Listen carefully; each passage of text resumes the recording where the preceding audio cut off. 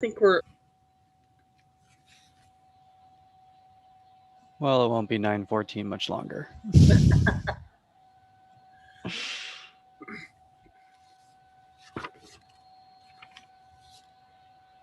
All right, you're good to go whenever.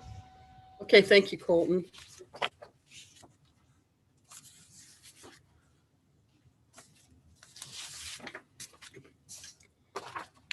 To start today, I have a script that I need to read for the start of the meeting. Good morning. I am Patsy Zeller, and I serve as the president of the Kansas State Board of Nursing. I ask the members of the board to respond to a roll call to signify their presence at this open meeting that is being conducted remotely.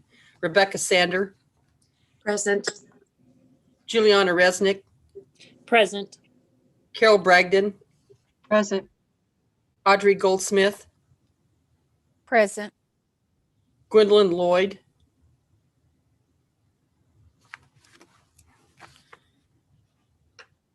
I don't hear Gwendolyn. Andrea Watson, Present. Giovanni Gone, Present. Gita Noble, Present. Jade Ramsdale.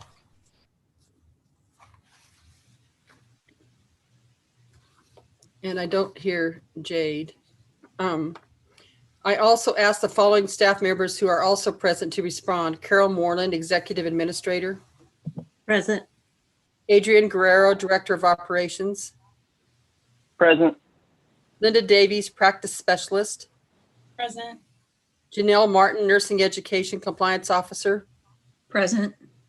Chelsea Stephenson, Education Specialist, CNE. Present. Jill Simons, Executive Assistant. Present. Before we begin the meeting, I want to make the following statements regarding this meeting that is being conducted remotely. Public comment allows individuals to address the board about their concerns, but the Kansas Open Meetings Act, which is known as KOMA, does not require the board to provide public comment or answer questions of individuals. Today, we will not have public comment due to the length of the meeting, a possibility that the connection for the remote meeting may be lost. Because we are conducting this public meeting by Zoom and YouTube, I state for the record the following information. On June 3rd, 2021, the board sent notice of the meeting for the board to all individuals who have requested notice of the board's meetings. Additionally, the notice and agenda are posted on the board's website, ksbn.kansas.gov.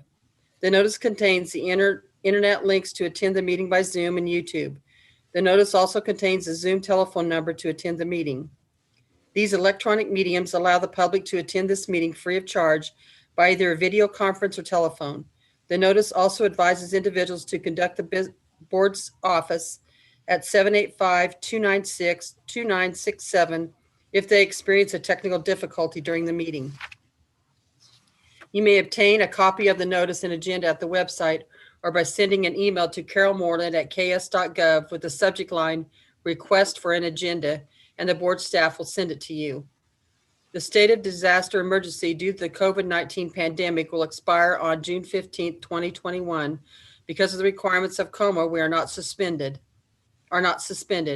We will be conducting the meeting pursuant of KOMA and KAR 16-20-1 concerning compliance with the KOMA during the emergency declaration. The only mediums for interactive communication offered for this meeting are the connections by Zoom and YouTube as previously stated. Each member of the board staff, or presenter shall state the person's name and title each time the person speaks or votes, as the case may be. Each participant to this meeting shall ensure microphones, phones, or other electronic devices are on mute when the participant is not speaking. Each motion will be clearly stated before the board votes, and the president will announce the result of the final vote. A statement or motion will clearly identify and authorize by delegation each member of the board or staff who will be permitted to sign any document on behalf of the board. The meeting is being recorded and recordings will be posted on the board's website. The board has the following items listed on the agenda. Call to order, review of on-site packet, additions or revisions to the board's agenda, announcements, approval of minutes of the board's meeting in March of 2021, consent item agenda, agency reports, committee reports, unfinished business, new business, executive session if needed, agenda for September 2021 board meeting, and adjournment. As above noted, the board may take an executive session. If the board elects to exercise the option to go into executive session, the board will follow this process. First, the board must be in an open session before going into executive session. Then a motion will be made and seconded. Pursuant of KSA 75-4319B, the motion must contain the statement of justification for closure, the subjects to be discussed, and the time and place that the open meeting will resume. If a motion for executive session passes, public will be excluded from this portion of the meeting, and the executive session will be conducted by electronic means that will not be made available to the public. The board members will return to the open meeting after the executive session. The open meeting will resume when the board members return to the Zoom and YouTube meetings after the executive session. To complete motion for the executive session will be recorded in the minutes. The meeting is now called to order, and the board will begin the meeting with the next item on the agenda. So we'll call the meeting to order, and the first thing we have on there is review of on-site packet.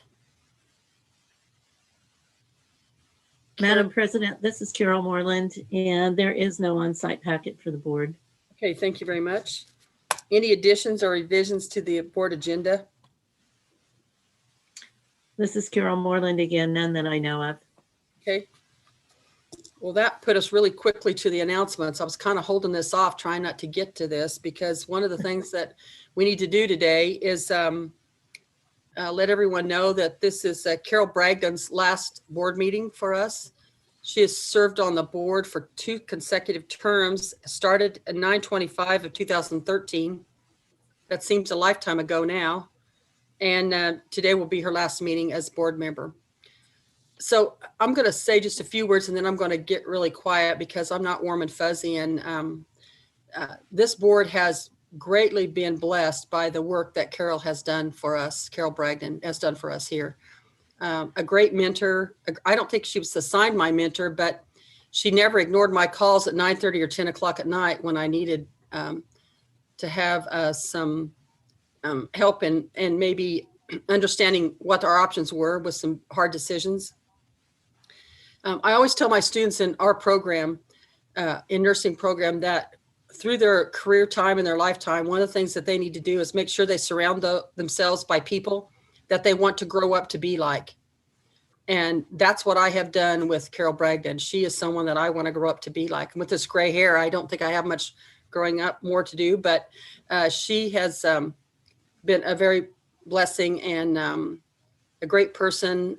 I really appreciate her help. And the board, I don't think everyone understands what kind of help those people are that you can rely on at any time, day or night. So appreciate your help, Carol. Madam President, this is Carol, and we do have a plaque. We can't give it to Carol in person, but I think maybe we have a picture to put up here. And I will actually be contacting Carol to see if I can bring it by in person to thank her also for everything that she's done for us. Do we have that picture? I think Colton's working on it here. Yeah, give me just a second. I accidentally closed the window. Normally we give it in person, but we can't really do that. There we go. Okay.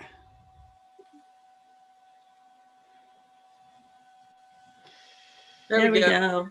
Yeah. So she will be getting this. Thank you, Colton. You're welcome. Well, I thank you. I thank you all, each and every one of you. The board staff has been marvelous to work with, as well as my fellow board members over the year. I have learned much and gained much from each of you. It has been my honor and pleasure, and I will certainly miss you. I wish you well in your efforts to service the members of our nursing and public community by providing excellent nurses for our state. Thank you. Thank you, Carol. Okay, I'm just gonna, yes, I'm just going to move right on. Approval of minutes for March 24, 2021. Did anyone see any corrections or changes we needed to make with that? This is Carol. I did see one thing.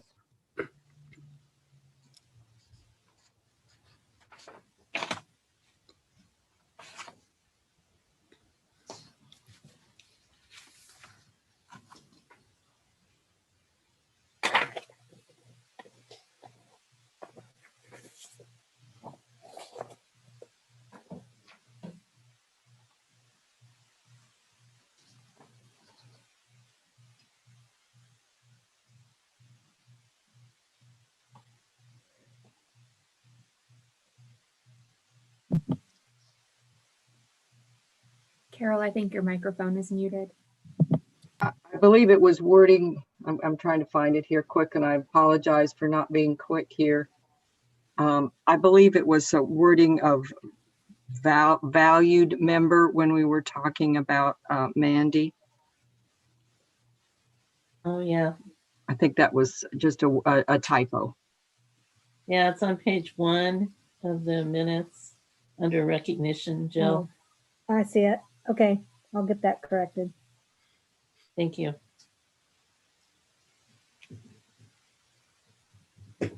Is there any other changes or corrections we need to do to those minutes?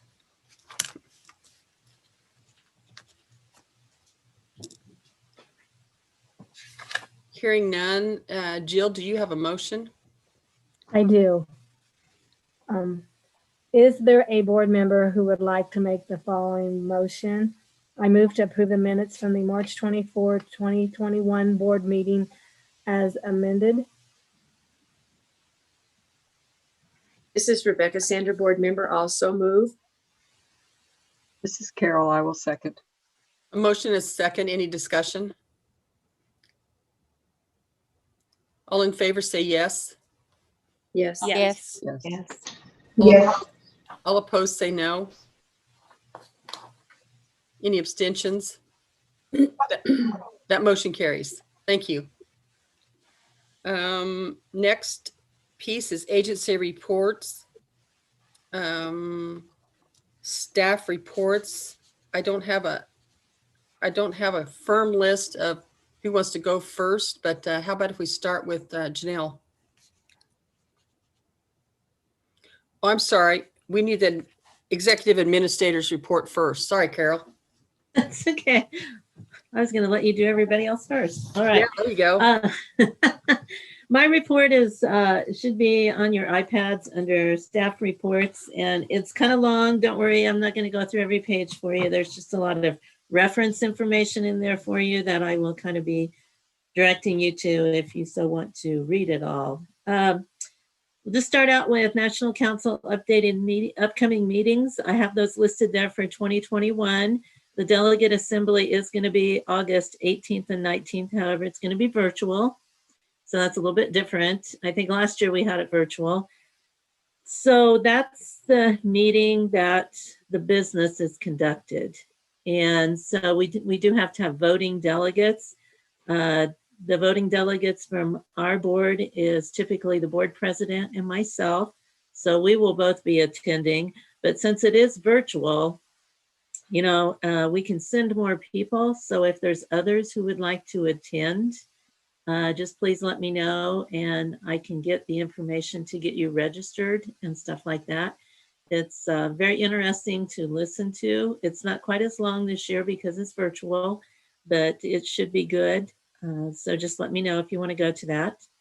And then the 2021 NCSB and NCLEX conference is September 30th. Also, that's going to be virtual. So if you have an interest in attending, you know, since these meetings are virtual, we can usually send more people because the cost is not as much for National Council because there's no travel, there's no hotel rooms and all of that. And then the basic Board of Nursing Investigator training is October 25th through 28th.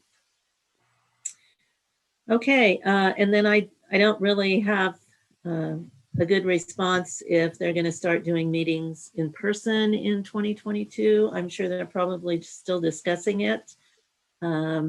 because it's more than just the United States that they have to think about, because National Council has a lot of people attending from other countries. And of course, COVID may be a little bit more of a problem in other countries and traveling in and different stuff like that. Okay, so the COVID-19 agency response. I've got that all there. I'm not really going to talk about the first part there, just to kind of fill you in on what's going on right now with our agency. On May 14th, I was notified by the Secretary of Administration that the state of Kansas offices will return to normal operation beginning June 13th. I always kind of laugh when I hear that comment, because we have never been closed down, never, since this whole thing started. And so when they say return to normal operation, we have been doing our normal operation. So we could require all of our employees to physically return to work as of that date. Well, that date is this week. I would never do any change like that on board week, never. It's a busy week for our agency. But we also do have the option to allow the employees to continue to work remotely, as approved by the agency head, which is me, provided there's no disruption to the agency operation. Masks are only required for unvaccinated individuals, and physical distance is no longer required except, public transportation, other businesses like that. So what I had to stop and realize then is, I think, several things. I continue to say how very proud I am of the employees of this agency for how they've handled this. They've been asked to change how they work, to have a lot of flexibility. They were sent home, some of them, the majority of them, for 2 weeks and not allowed to work. And that caused some stress, because they knew that the workload was going to be even worse when they came back. They were willing to do that. And they've always responded very positive to any changes that we've asked and stuff like that. So I went into this decision wanting to be as flexible as possible with the employees, because they have been flexible with us, and that is greatly appreciated. So I actually posed some questions to the staff for their feedback, and I got some very, very good feedback, and then met with the agency leadership team. We met and discussed the guidelines from the Secretary of Administration that we needed to follow, and also the feedback from the staff. And then I also visited with the board president for this. And so the decision that I made is each staff member was given 3 options, and they needed to choose one. There's the traditional, and that's 5 8-hour days, all in person, no teleworking option at all. Now, this will be required for some employees because of their position, and it will be required for all new employees during the probation period. The second option is a hybrid option. It's 5 8-hour days. The employee must work in the agency a minimum of 8 hours a week. And then they can telework from home the other 32 hours. They do have the option to be in the agency more if they choose to, if they have something going on and they need to be in the agency 3 days that week, they can be in there 3 days. Okay. They have to be in a minimum of 8 hours a week.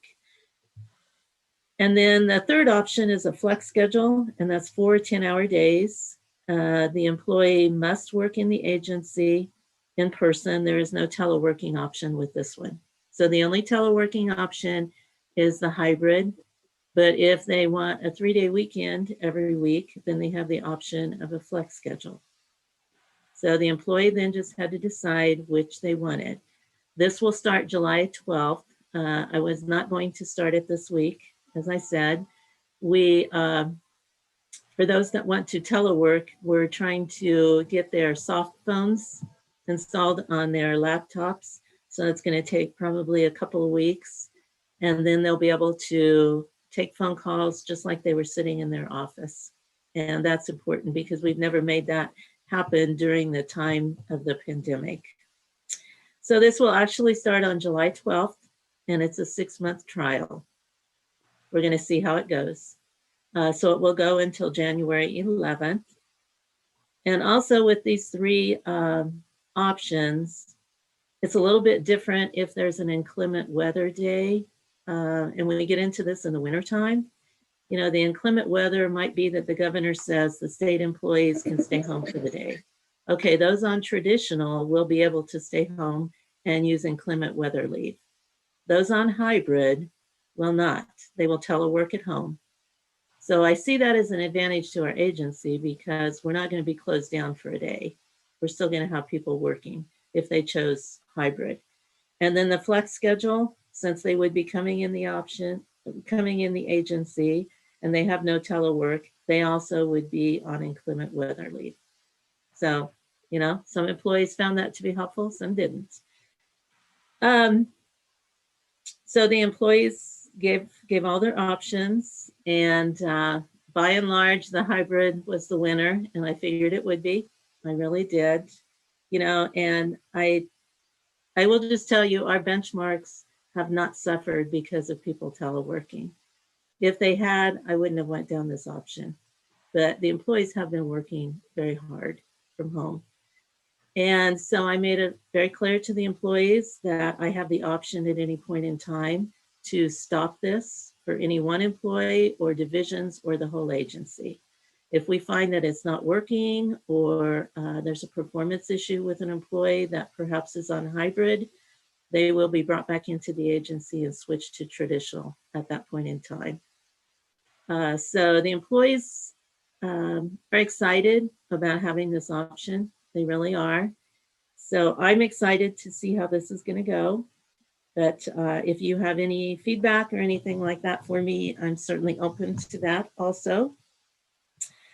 So that's kind of what's going to happen to our agency. We do have a few who have chosen traditional. We have some new employees who will be on traditional, but by and large, the majority of the employees have chosen the hybrid. I think we have one employee that will be on the flex schedule. That employee gets a 3-day weekend every weekend. So there's something to be said for that. So going on to Executive Order 2122, you know, these executive orders have been hard to keep up with, and I'm sure as board members, they've even been harder to keep up with.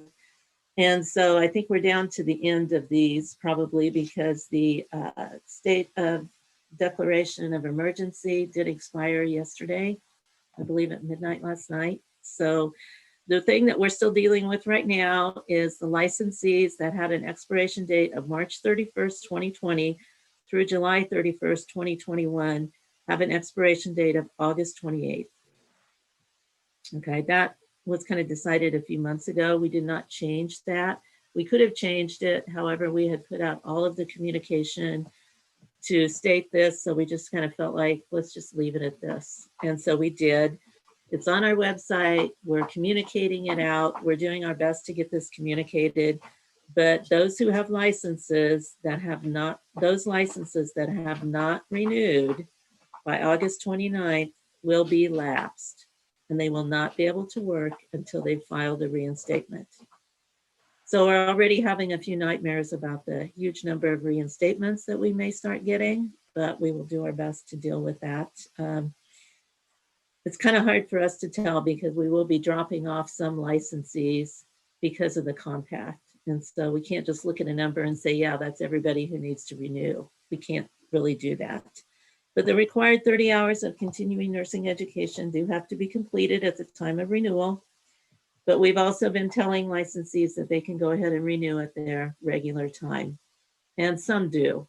You know, some are like, I don't want to postpone it, anything like that. So we're still dealing with that. The other thing to let you know about is House Bill 2066. This was approved by the governor on April 21st, 2020. It becomes law on July 1st, 2021.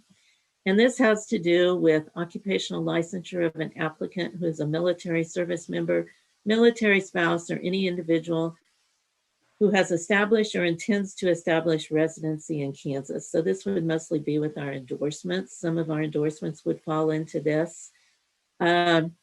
What it's basically doing is it's setting a timeline in which you have to get them licensed once you have a complete application. You know, it's 15 days if the applicant is a military service member or military spouse, or 45 days if all these other applicants that we were talking about. Now, one change that is with this is we've always considered a complete application to include the criminal background report that we get back from KBI with their fingerprints. Okay, this is saying that a complete application does not have to include that.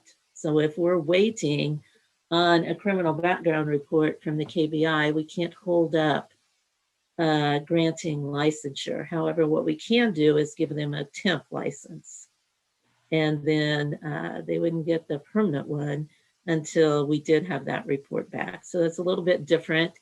Another thing to realize about this does not conflict with the multi-state compact. So this would be only ones applying for single state. We are seeing more and more applications for multi-state, which we thought would probably make sense with the pandemic. What they've learned in the pandemic, they want to be able to move. And the best way to do that is to have a compact license. We're seeing more and more states passing the compact. So I think we're up to like 36 states right now. And some of the other states have pending legislation. So hopefully we're going to get to 50 states here one of these days. We also have to, or I have to, submit a rather detailed report by August 31st each year to the legislature about the number of applicants we have with this, how fast we license them and stuff like that. Just one thing I just want you to know is once we have completed applications, we license them much faster than 15 days now. We sometimes get them licensed within 3 days, probably not at our high peak of applications, but we license them faster than 15 days once we have a complete application. But we have to do some work with our applications, with our licensing software to get some of these questions built in and stuff. So that's what we're doing right now. And then you're going to see later on the agenda some temp and permanent revisions to one of our regulations that I had to send through so that we can do some of this stuff. So I'll talk to you about that when we get to that. And then just kind of circling back, you know, we've talked several different times about the refunds that we give. And I just like maybe every 6 months, just kind of update you on the refunds. So for fiscal year 21 so far, and that's since July 1st of 2020, we have given 457 refunds. And it comes to almost $47,000 that we have refunded.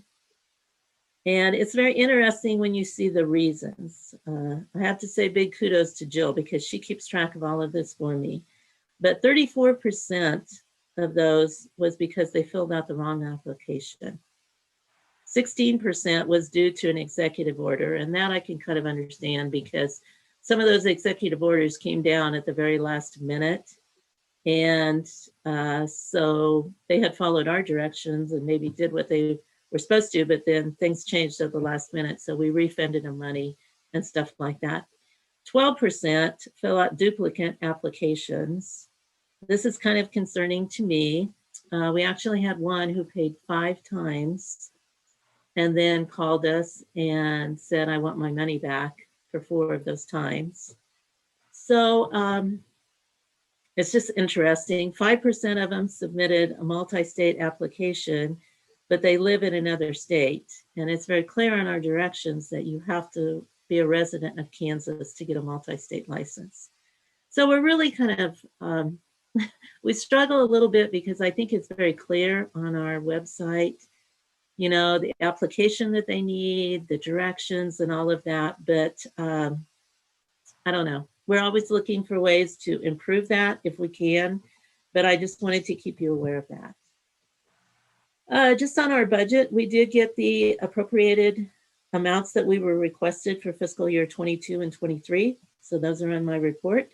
And 22 is a little bit more because we're going to get the enforcement module for our licensing software, which will be a tremendous help to Linda's group, the investigative group, and the discipline group. And then we're also going to update the backup data center equipment and everything that we need. So that's great. Regulation revisions, the undergrad nursing program regulations are going back through again. I think I got all of the corrections the Department of Administration made. So hopefully they'll do a little bit better this time through. Let me see, you have a lot of attachments with mine, and most of those attachments have to do with the information for delegate assembly. And so that kind of starts on page 12 of my packet. But then there's several changes to the Model Act and the model rules. I'm not going to go through all of those because there's several of them. So you can actually read through those if you want to, but we'll be voting on those at delegate assembly and stuff like that. And then on page 95 in my packet is the 2021 slate of candidates for NCSBN, of which Adrian is going for treasurer again. So we will be voting on those also at delegate assembly, but they have a very nice write-up on each of them. So I would encourage you to read that if you want to, because that's always very helpful for me to kind of get to know the candidate a little bit better. I attended, I put the meetings there that I attended. It's a lot easier to attend these when they're virtual because there's not as much travel involved. Board member terms, you heard that Carol's going to go off. We're waiting to hear about Juliana as far as her reappointment. And then we do have a new board member, Lori Owens. She's an LPN. She will be starting July 1st. So we'll welcome her in the September one, but she is our new LPN board member. So we'll be waiting to hear about two. One thing I want to make you aware of is what happens at September is the committee assignments are always made by the president and vice president after the September meeting. So Jill will be emailing out to each of you board members the list of committees, and you need to make your preference for the committee assignments that would start in December then and go through September of next year. So please look for that email from Jill, because we want that information back before the September meeting so that the president and vice president can look at that. We'll also try to do a push to remind you to check your email. Let me see here. I think the two exciting projects that we did is we changed the format to the quarterly newsletter. We had talked to you about this in March. That has been done, and it is on our website if you want to look at it. You know, the company shared some engagement statistics with us, and I just want to share these with you. And I probably can't maybe talk to these quite as well as Adrian as far as all the terms and everything. But the average open rate, this would be the average time or the average number of times that it's opened. For us, it's 112.5%. The average for a government agency is 28.7. Again, the average is 28.7 and we're 112.5. So that is awesome. Our newsletter is really looked at a lot. The average click-through rate, you know, electronic and you're clicking through it, for us is 12.8. The average for government is 3.9. So again, our newsletter is looked at a lot. That's why we want to really improve it as much as we can, but we did make the changes in the one that's on our on our website. And then I think the really exciting thing is you'll see this as we get to it, the annual report and how different it looks. Arthur Davis did, I think, a phenomenal job with it. And so a big thank you to them, but we'll look at that when it comes to the agenda.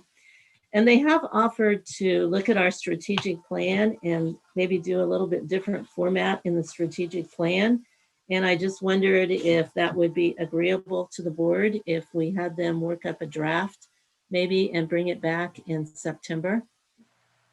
What's everybody think?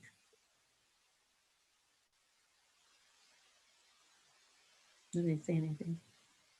To review the strategic plan, put it in a format. What are you speaking about, Carol? Well, you know, the format that the strategic plan is in now, it has a lot of wording. And what we would like to do is maybe look at a little bit different format. We wouldn't do away with any of the content or anything, but it just maybe might look a little bit more modern, maybe to speak.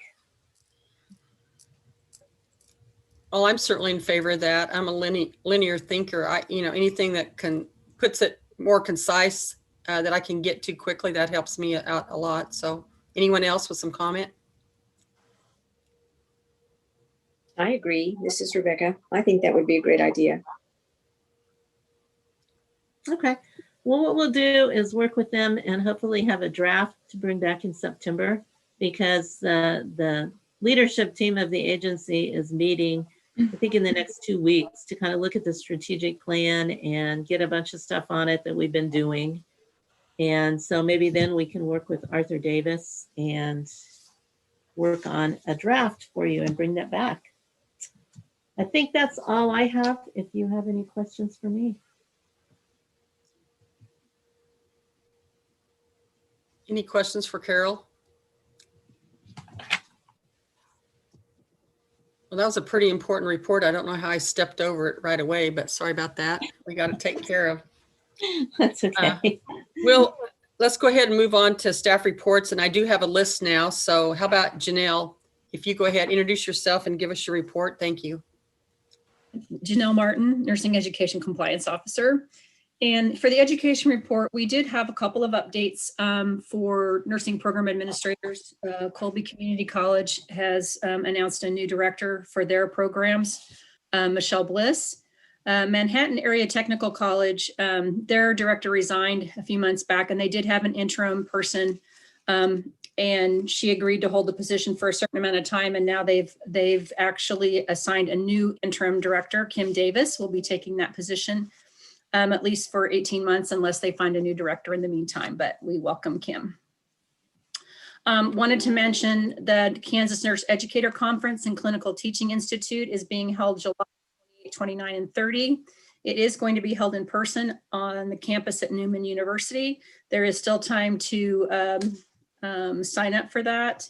Priority pricing, I believe, is through July 21st. And so it's on the, can just Google that. And there's a lot of good things that are going to be happening at that conference. Our site visits this last spring, I think I already said this in March, but it was a really busy schedule. But we did them all virtually. Still doing well with that. The schools have responded very well to those things, or to our need to do virtual. We did give LMHT exams this last quarter. I wanted to mention on our FQRs, you all are doing really well with the process. The administrators are learning a new electronic process, and we finally had a quarter where we had no incompletes. So they're doing really well, and really, I think that's working really well. We're anxious to get a couple of our other processes online as well. I think it will help everybody else out. The big thing for this quarter has been the launch of the new education annual report. If you all remember, we approved the NCSBN core survey to be used in conjunction with some of our own needed questions, but that launched on April the 22nd. All those reports are due at the end of this month on June 30th. We've had a few questions, but everybody has just done great in moving through that, getting questions answered. NCSBN has been very responsive when we've had issues, which we've had very few for a new report. So that's been a really good, I think, a good launch and a good indication. And we will have a report hopefully in September then on how that all has gone. One thing I wanted to mention that's not in the report is that I'll be working on the nurse administrator update for September. And if anyone has subjects or topics that they feel need to be addressed at that meeting, I would welcome any input into additional items for that agenda, and would like to have those by August 1st if anyone has ideas. So I think that would conclude my report if there are no questions. Thanks, Janelle, for that. Any questions from the group? Okay, we'll move next to Adrian. Would you like to give your report? Thank you, Madam President, members of the committee. My report is in your packet. It's been another incredibly busy quarter. Some of the big items that we've been working on, as you heard, there's been some items that we're working on with NCSBN, and so that's keeping me incredibly busy. One nice thing that they're doing is they're holding, I think it's actually weekly or bi-weekly nurse licensure compact session training sessions for the staff.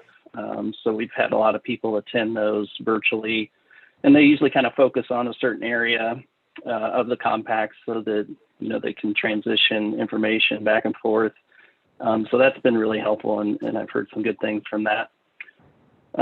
One of the big items is we have 2 new staff members. One started a week ago, and then I have another one starting next week. I'll let Linda do her introduction during her report of her new staff member.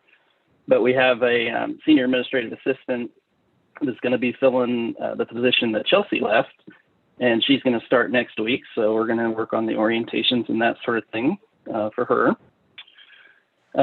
Another big project, you've heard that the data center equipment has been replaced. The IT staff did a phenomenal job working on that project. We were so happy to get that equipment changed. As you know, the existing equipment was quite old and was kind of on its last leg. So we really wanted to get that out. So we're still doing the tear out and the kind of physical work to get the old equipment decommissioned and ready for the surplus and to write it off the inventories, all that sort of thing. But the nice thing was that it was a seamless transition to the new equipment. It happened during work hours, and the staff never noticed the difference. And that is a lot of work to make that happen that way. So I really want to credit the IT staff and our vendors that helped us with that. That was a huge project. So that's basically the phase 1. We're now moving into the phase 2, which is to get the offsite data center shut down in Topeka and move to an alternate location and replace all of that equipment. So there's still a lot of work to be done, but the big part is finally out of the way. So that's wonderful. One of the interesting things, I had Tony pull the numbers this morning. As you know, with the executive orders and that sort of thing going on, we've had a busy quarter. And it's still going to be busy into the next quarter as we get closer to the expiration dates in August. We still have approximately 15,000 people yet to renew by the end of August.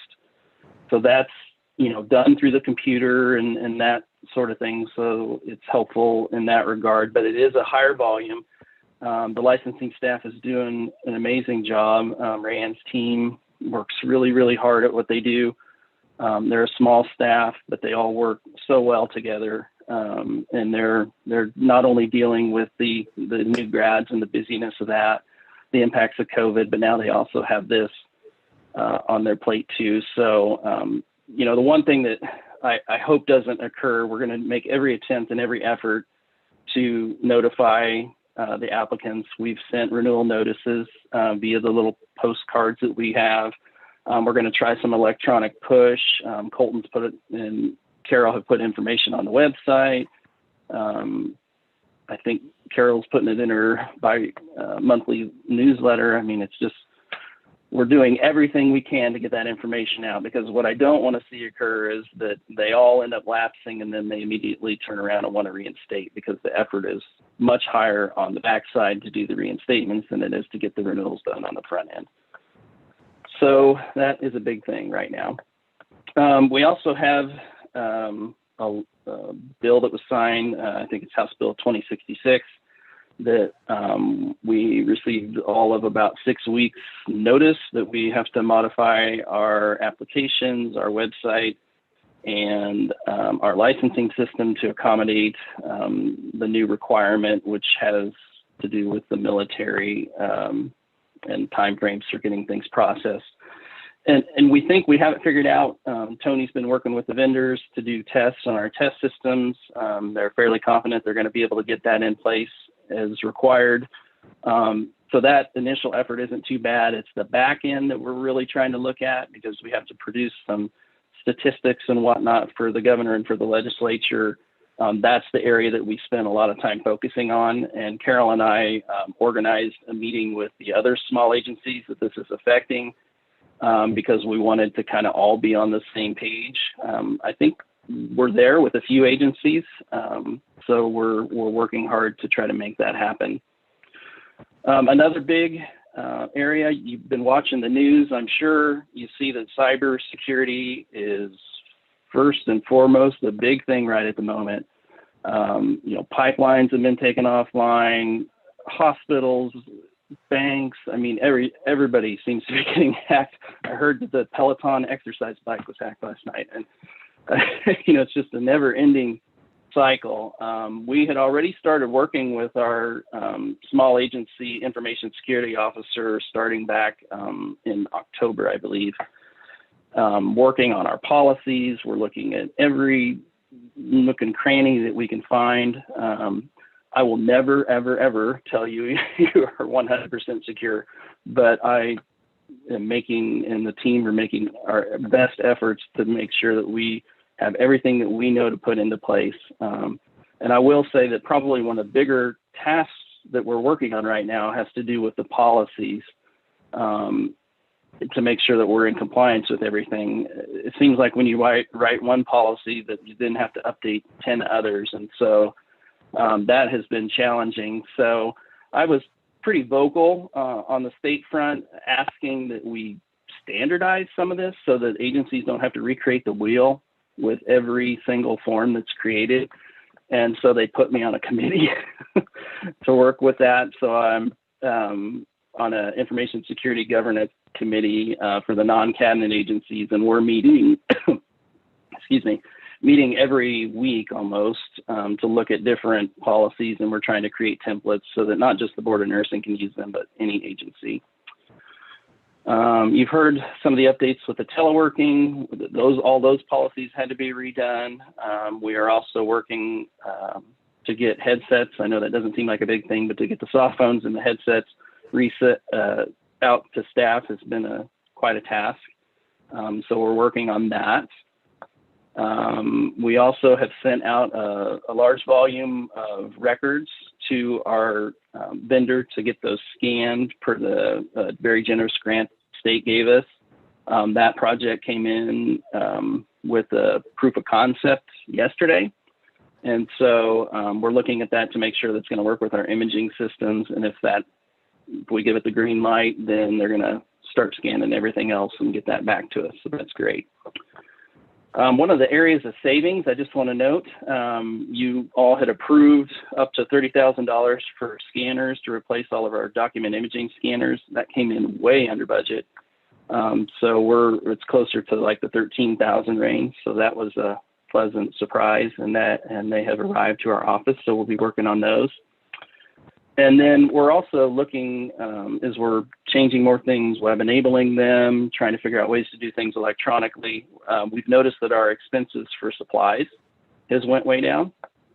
So that's a good thing. We don't ever want to procure things that we don't need. So when one example is the volume of paper that we used to use is about in half of what it was this last, before the pandemic.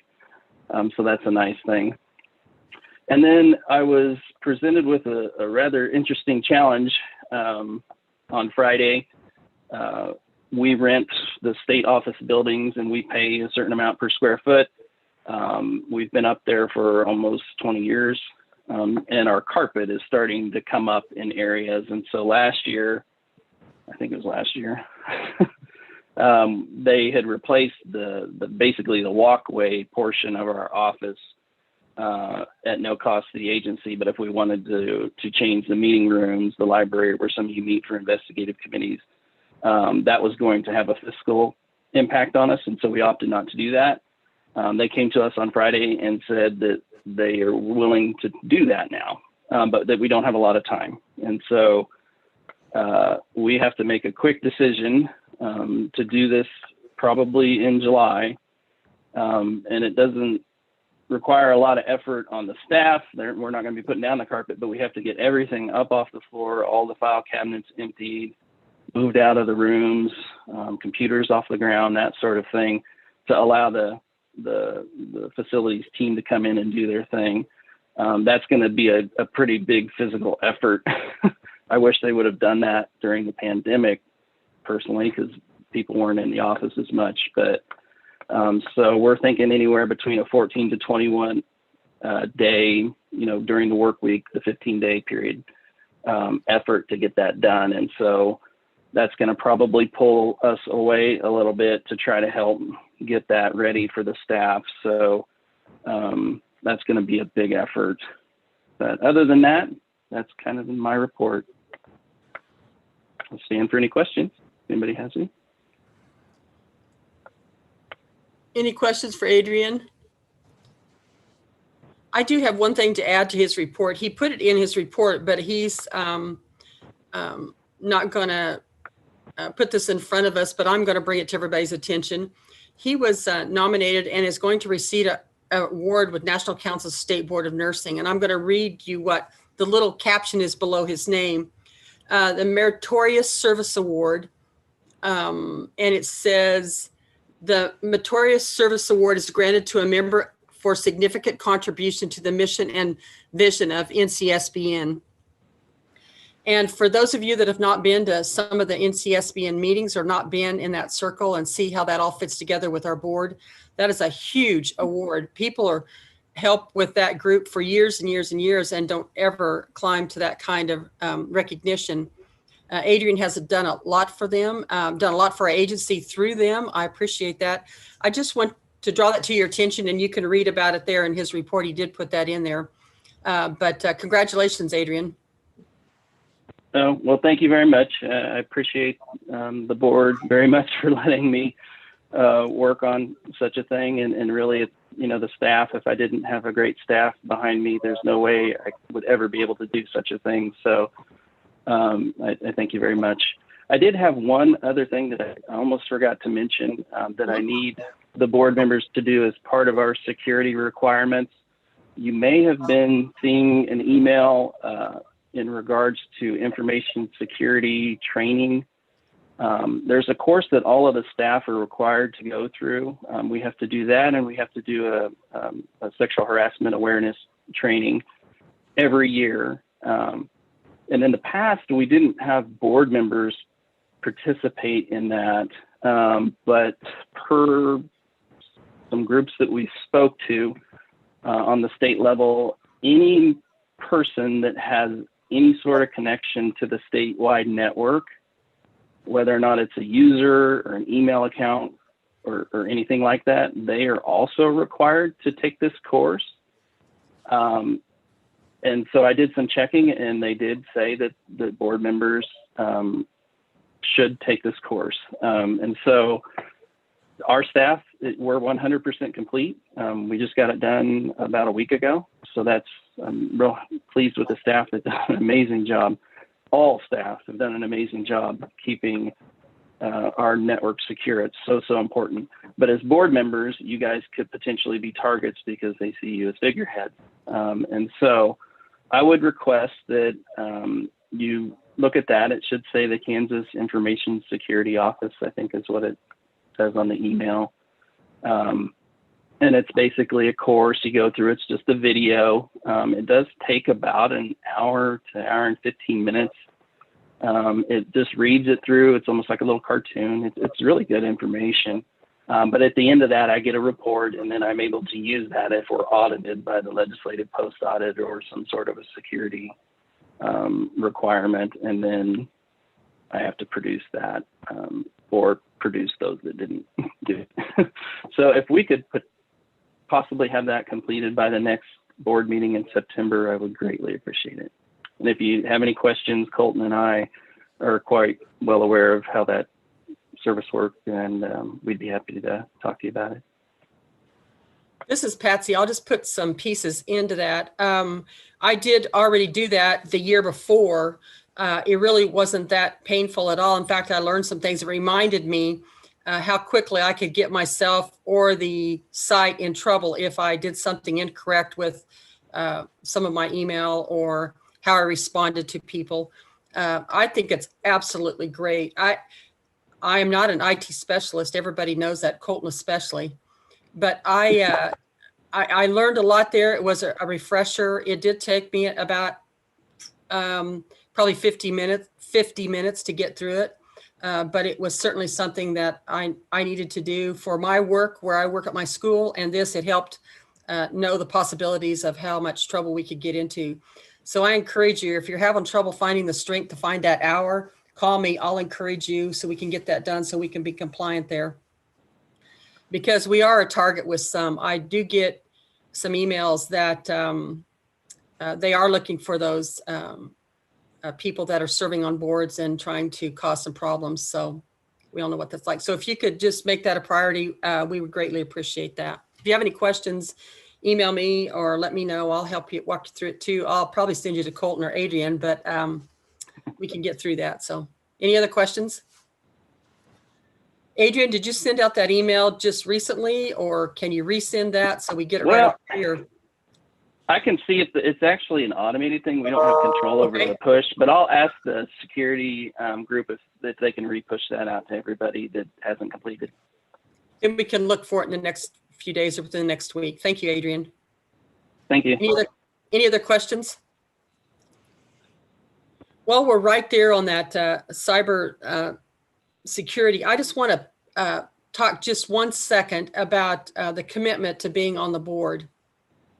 I've served on the board for several years. Also, I served on the education committee before that.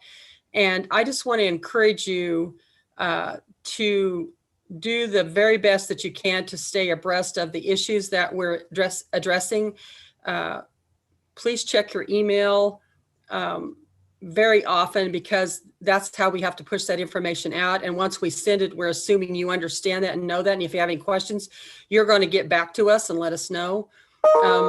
If you see my desk where I'm at here now in my home, I have my computer up. I also have my laptop over there. I check it regularly. I don't go every other day for sure. I just do that to make sure I'm on top. And if somebody needs something or has a question, I see that as my responsibility as a board member. If anyone has any questions about that or wants to talk to me about how overwhelming that is, this is a working board and we do work, and we work between board meetings. So we need your help and we need your input. That's why you were appointed to this board, because the governor saw you as a valuable member for this team. We need your input. And the more we can have, the better job we're going to do to serve Kansas and the citizens. So I'll get off my soapbox now. I really wasn't on the agenda, but I just want to encourage you to help us with that. The other thing too is attendance of meetings. It is just imperative that you be at the meetings if you at all possibly can be. I understand there is some emergencies, but we need that consistency. It's very difficult to follow the work in a House bill or follow the work with some issues that we have if you're not at a meeting or you don't view that board's work that we've done every quarter. It is really hard to catch you up, and we really don't have time to catch you up. Unless you want to call me individually, I can help you with that, but it's really a big issue if you're not able to attend those meetings consecutively. So with saying that, I do appreciate the help and the persons that help us out regularly. I know we all have other jobs and this is not our full-time job, but I do appreciate the professionalism that we have here of people making that a priority. So if you have any questions, email me or get a hold of me. I'll be glad to try to get back to you. I don't promise I'll get back to you that day, but I'll get back to you as quick as I can. So any questions about that? Okay, thanks for that. Anything else, Adrian? No, ma'am. Okay, thank you. Let's move on to the next report. I have Chelsea down. Chelsea, would you like to give us your report? Sure. Chelsea Stevenson, Education Specialist. My report is also in your packet, and I just wanted to touch briefly on a few points. You'll see a review of our CNE and IV therapy providers. Over the last quarter, we did not have any new long-term providers or IV therapy providers, but I did have one organization submit several single offering providerships, and those were all approved in the last quarter. At the last board meeting, I was directed by the committee and board to send certified letters to the delinquent long-term providers who had not submitted either an annual report and or the annual fee for 2020. Those letters were sent on April 19th to 14 providers and then 2 IV therapy providers. Of those delinquent providers, I have received all but 8 long-term CNE providers who have not submitted a report or a fee, and then 1 long-term provider who has not submitted that delinquent annual report. So it was successful somewhat in sending those letters. We do still have those delinquent providers there. Another change in the last quarter was that I began to receive rosters from nursing programs who had implemented IV therapy as a part of their LPN curriculum. My report says that I had received 4 rosters. That, of course, is now outdated since I submitted this report for the packet. The current information is that I received 9 rosters from nursing programs for graduating classes who successfully completed IV therapy as a part of their curriculum. That included 169 students. Of those 169 students, 33 of them have been licensed so far. I had 1 cohort graduate in December. The rest have all graduated mid-May. So those are being checked regularly, those rosters, and then compared to see if they have been licensed. We are checking weekly, and as soon as those students are licensed, and that IV therapy certification is added to their license. On the second page, you'll see number 7, IV therapy test question survey. There has been some interest recently from our IV therapy providers in perhaps changing or modifying the questions that are asked on the IV therapy exam. So we sent them a brief survey. 5 IV therapy providers did respond and provided their input. You can review that summary in your packet. In short, the ones that answered do believe, a majority of them believe that the question should be updated. And they did provide some examples of questions that they feel like should be included that aren't. They're very situational questions, which I believe are beneficial. And so yesterday in the Practice IV Therapy Committee, I was directed to help set up a task force. 2 of our providers have offered to serve on that task force. And then also there are 2 committee members and then myself as staff member. We will get the ball rolling on that, kind of just to have a conversation and just kind of see what their thoughts are or recommendations would be, and then hopefully can bring back some more ideas to the committee and board in September. And then the final page is just an overview of the IOA statistics. Carol and Adrian kind of touched on it a little bit with the extending of the license expiration dates and how that impacted CNE. You can certainly see that the individual offering approval forms that we have received have decreased by half since March. But as Carol mentioned, we are continuing to encourage nurses to renew as regularly scheduled, if at all possible, just to help avoid a rush at the end to complete their CNE. And then, of course, their renewal period would be shortened for the next time for their CNE. So we are still encouraging them to just proceed as normal if they're able to. Other than that, I'm open for questions if anyone has any. Thanks for that, Chelsea. Any questions? Okay, we'll move to the next one, which is Linda.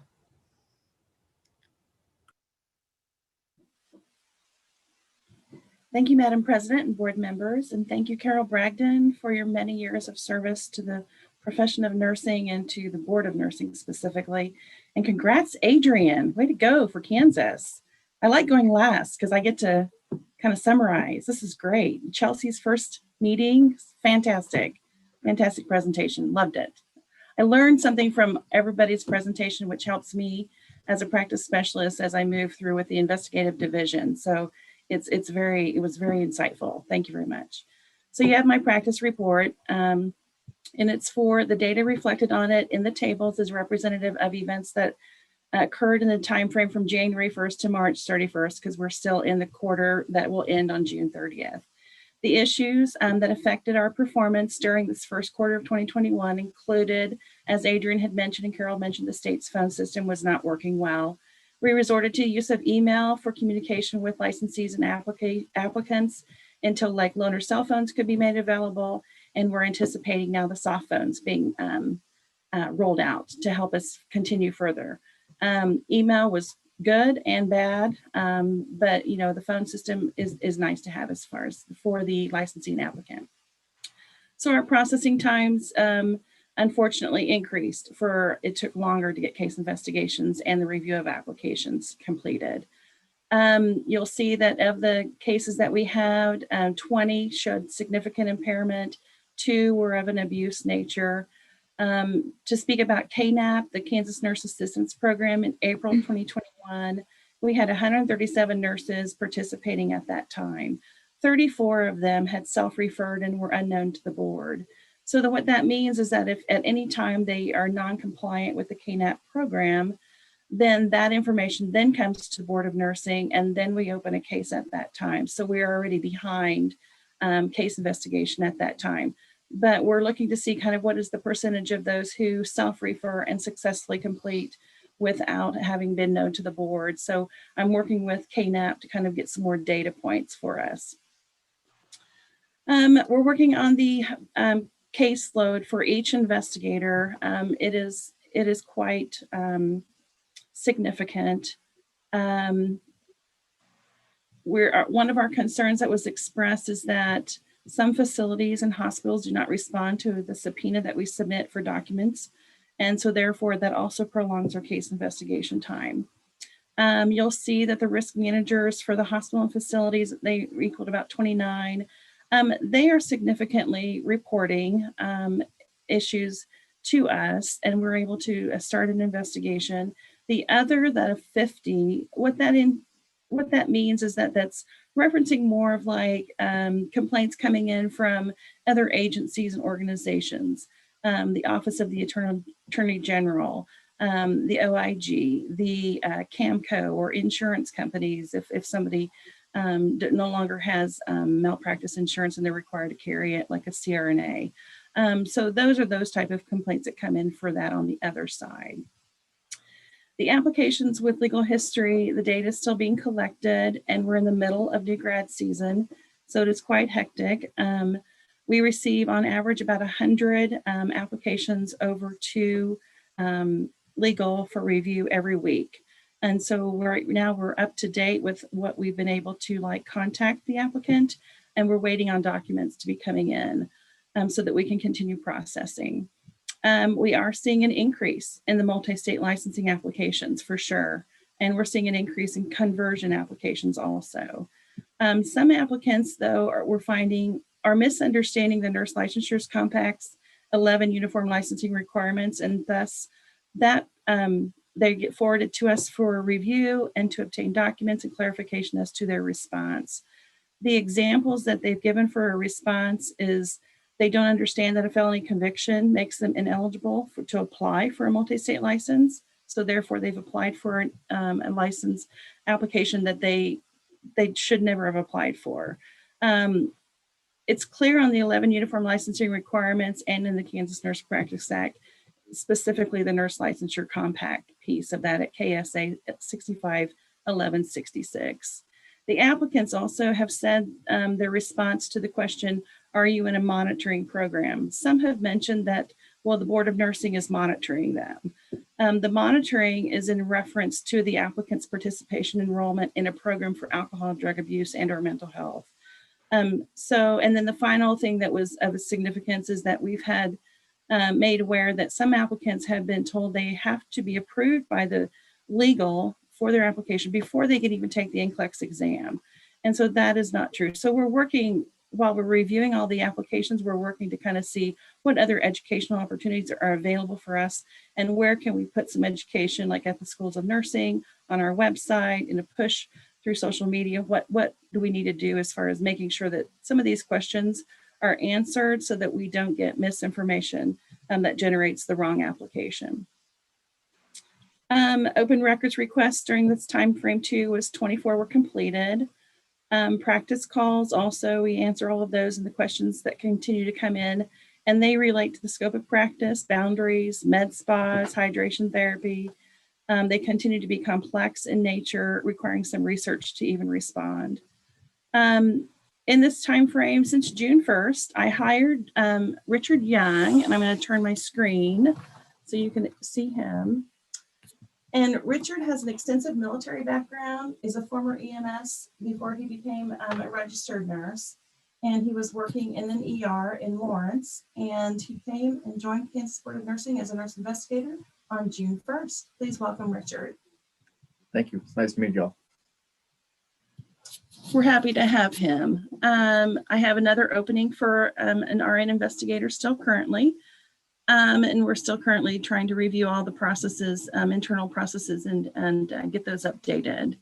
There are some meetings that we attended virtually as the team, and we learned a few things. Deb is currently attending the CLEAR Specialized Investigator Training this week. So that is my report for this quarter. I'm available for questions if you have any.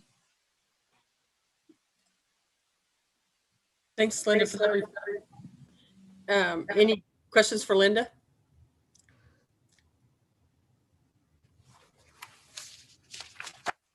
Okay, hearing none, I'm going to move next to the committee reports.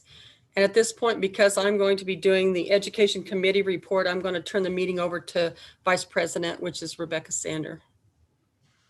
Thank you, Madam Chair.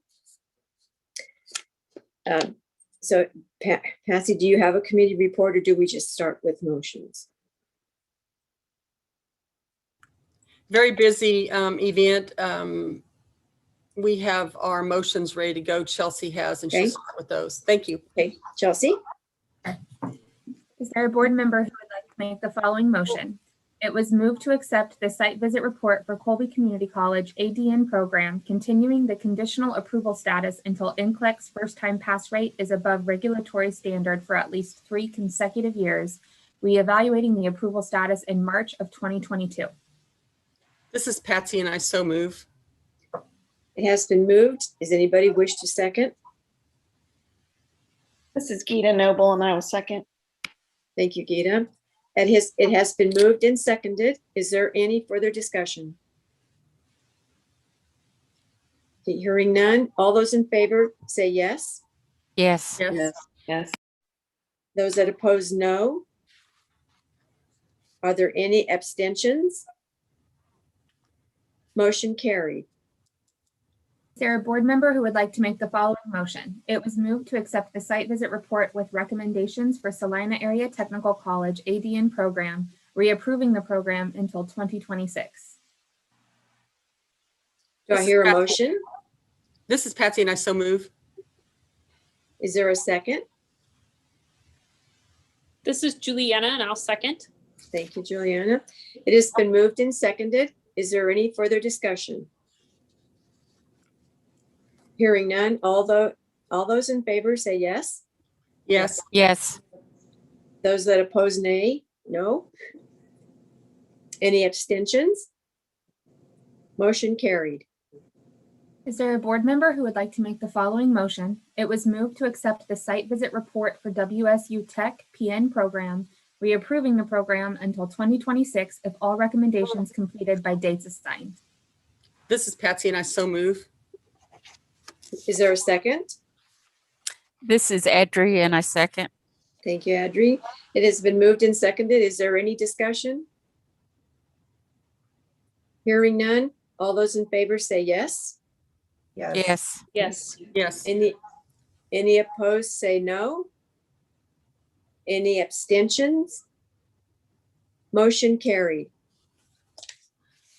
I want to break in here a minute and just bring the board to the attention that the Education Committee reviewed the site visit report for Pratt Community College. And we would like to ask the Vice Chair if we could allow Pratt Community College representative, I think Dr. Calvert is there, and maybe 2 other representatives, Colton, if you can, Diana, I'm sorry, her name is Diana. Is that just a verbal or is there a motion, Patsy, to do that? We could just go ahead and do that if you can Okay. just allow us to break in here and do that. Yes. Okay. Yesterday in the Education Committee, it was explained that we would allow 5 minutes for a presentation to the board. I think Dr. Calvert was wanting to speak, so we'll get him on and let him do that. We have Thank you. Diana and Dr. Calvert, and I believe Monette Depew, their academic affairs is also on. Dr. Calvert, I think he wanted to speak. Is that correct? Good morning. Yes, that is correct. Thank you. I You're welcome. appreciate thank you for allowing us a few minutes to share some comments and questions, I guess, with the full board. And first of all, thank you for all the hard work that you put in. I don't envy you the task that you have on an annual basis to ensure high quality health education is being administered, and listening to some of the different compliance concerns. Oh my, I don't envy your task. So thank you for what you do. Yesterday at the Education Committee, the group and under I think under circumstances, we fully understand the motion to remove our conditional approval status. We've had some challenges. They're well documented. I think your timeline in our site visit report yesterday certainly reflected that. I think one of the challenges that I've got with the whole situation is that the whole site visit process was very much a challenge for you all, as it was for us. We were scheduled in the fall. Obviously, COVID got in the way of an in-person site visit. It was shifted to the end of March, 1st of April virtual format. We were under the impression coming out of that visit that we would have recommendations prior to this meeting. And the reason I say that is because obviously we were in our normal processes of recruiting a new class of students for our ADN program. And we were told at that time that, or shortly thereafter, that there was not going to be a recommendation until this June board meeting. Well, not knowing what to expect, we went ahead and admitted a class of 27 ADN students. And we also have a few on standby in case some paperwork doesn't work out or whatever. So we're sitting here with a class of 27 students in mid-June, and that's a real challenge. Obviously, we would love to have been able to not admit a class of students had we been notified prior to this or had a good sense. And looking at the data, looking at our test results, looking at our challenges, I don't think it was a stretch that we got here. And we've earned this opportunity, quite frankly. And we understand that, we respect that, we respect the ultimate decision. Again, my challenge is with the timing of everything. And so I would ask for an extreme consideration, respectfully, of this group. We've been in contact with a potential partner, another community college in our region that we don't have a signed agreement, obviously, but conversations are very, very positive at this point. Janelle is aware, Carol is aware of these conversations. We've been upfront during the site visit, as well as post conversations with this group, just to let them know this is our intent. And again, our potential partner is in process. However, the time frame would not, that they would not be able to assuming everything goes well, assume the program on our campus until fall of 22, so another year out. Our region of the state, we certainly believe, needs ADN nurse training and the curriculum of the program. And so I would respectfully request of this group that we be allowed a bridge year to get to that potential partnership that would go into effect the following year, where we would relinquish the program over to another partner who is in good standing with KSBN and ACEN. Again, our goal is to serve the students and provide the nursing training in our region. So if that's not something that you would be willing to consider, help me understand or help me find places and new homes for 27 students. I'm not happy. I will make the phone calls and talk to each and every one of those students myself and my VPs. But I've got to be able to give them some response, some answer. They've gone through this process, and you all know as nurse educators, and some of you are nurse administrators, that the stress that's involved in admitting to a program, let alone completing it once you're in. we're obviously going to upset some lives if we don't have some alternatives to offer these students, should you not be able to allow us a bridge year. So that's my request. Again, thank you for allowing me the opportunity to visit and make this request. And again, appreciate all you do. And I certainly ask for your strong consideration of this request, please. Thank you, Dr. Coward. This is Patsy, and may I make a suggestion to the board as the education chair to ask if the board would like to talk to legal counsel regarding the nursing school's approval status. That would just be a general consensus, Rebecca. Would the board wish to move into executive session with legal counsel? This is Carol Bragdon. I think that's an excellent idea. Becky, I think we have a template for that motion that we need to be able to do that. Okay. Jan, I see you're on the with us here. Do we have some idea about how long we need to allow in that motion for our executive session? Well, I know yesterday we used every minute of 30 minutes. So we have more board members here who aren't maybe familiar with everything. So I would say maybe 45 minutes. Do you think that will cover it, Patsy? I think that would be appropriate. Yes. That sounds good. I agree. So Rebecca, they have a motion, the template. Okay. I think Jill has that for us. Jill has, okay, please read our motion, Jill. Okay. Is there a board member who would like to make the following motion? Pursuant to KSA 75-4319B2, I move that the board recess into executive session for 45 minutes and reconvene at 11:20 a.m. The remote meeting will be reconvened by Zoom as stated in the notice of the meeting that was sent to individuals who requested the notice and as published on the board's website at www.ksbn.kansas.gov. The justification is consultation with the board's legal counsel, Assistant Attorneys General Janet Art and Charles Mansher, that would be deemed privileged in the attorney-client relationship. The subject matter to be discussed in the executive session concerns legal issues regarding approval of nursing programs. The board executive administrator, Carol Moreland, is included as the client. Is there a motion? This is Gita Noble, and I'll make that motion. Thank you, Gita. Is there a second?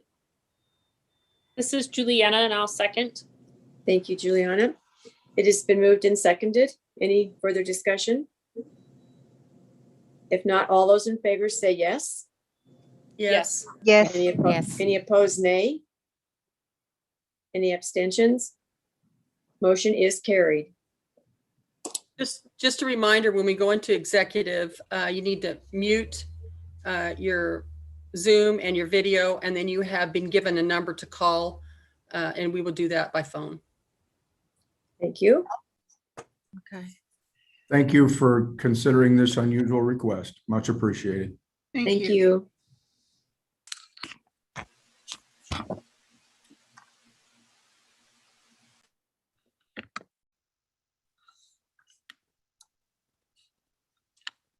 Welcome to the Conference Nation conferencing service. Please enter your PIN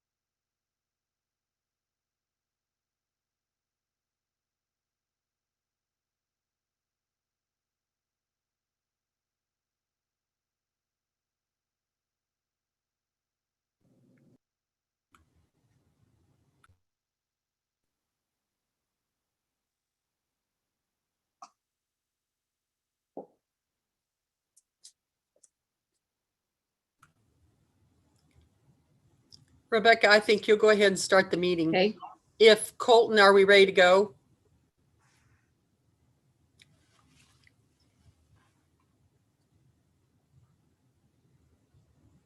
Yeah, you are ready to go. Just threw like half my desk off the floor. Thank you. Thank you. Okay, so we're going to finish out the last motion. Patsy, is that correct? For this, I think Jill has a motion that she's Okay. going to read for us, and we'll go from there. Thank you. Is our video blocked?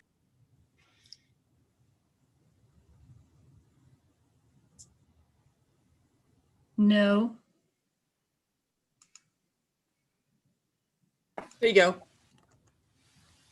There we go. Okay, Chelsea can read that motion. Yes, sorry, just one sec here. My internet crashed on me. Okay. Is there a board member who would like to make the following motion? It was moved to accept the site visit report for Pratt Community College ADN program with recommendation that the conditional approval status be withdrawn. This is Patsy, and I still make that motion. Is there a second? This is Carol Bragdon. I will second the motion. It has been moved and seconded. Is there any further discussion? There is. This is Patsy. I need to amend that motion with some clarification. And if Jan or somebody can help me out with the wording of that, so Chelsea can get that written down about removing the name from the approved list. Yeah, I think what you're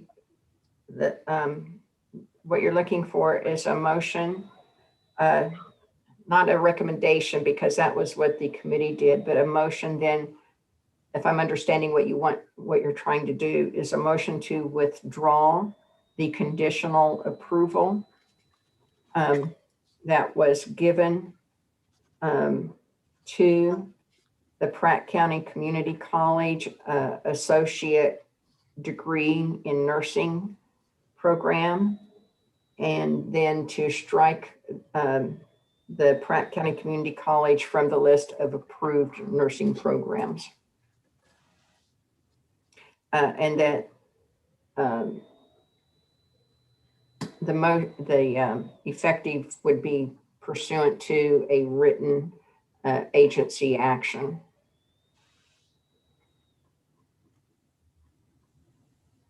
Jan, this is Carol. Do we also need to designate a board member to sign that action order? Let's do that in a separate motion.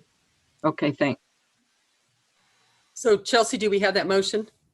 Jan, what did you say the last part was with the effective date pursuant? I'm sorry, my phone was ringing. That's good. I just need the last part again, the effective date with the effective date pursuant to what? Let me think about that a minute. Instead of effective would be subject to the agency action, written agency action. Sure. Okay. Is there a board member who would like to make the following motion? It was moved to accept the site visit report for Pratt Community College ADN program and to withdraw the conditional approval status, striking Pratt Community College from the list of approved nursing programs subject to written agency action. This is Patsy, and I so move. We need a second again. This is Carol Bragdon, and I will so move. Second. Okay. It has been moved and seconded to approve the amended motion just read. Is there any more discussion? Hearing none. All those in favor say yes. Yes. Yes. Those opposed say nay. Any abstentions? Motion carried. Then the next thing we need is a motion for delegation of some authority with this action. Is that correct, Jan? Yeah, and you'll need to do a final agency action, which is a written decision. So you can delegate that to one board member or to however many board members you would like to work with legal counsel on doing that and getting that issued. You know, so if you want to tell, you know, if that's what you want to do, is to delegate that to one or however many board members you want to do that final agency action so we can get it out.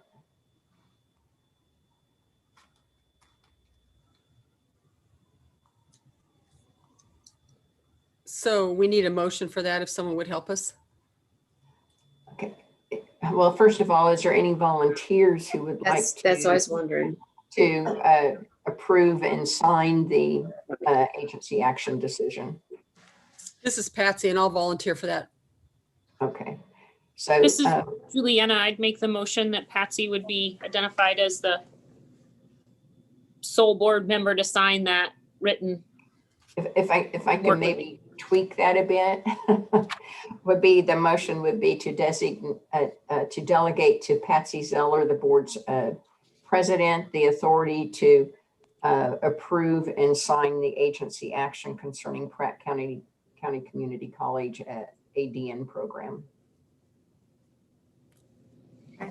Is that the motion you'd like to make, Juliana? I can read Yes, that for you please. again, Juliana, if you'd like. Please me read to. it, Chelsea. Yes, please. Sure. Okay. Is there a board member who would like to make the following motion? It was moved to delegate Patsy Zeller, board president, the authority to approve and sign the agency action concerning Pratt Community College ADN program.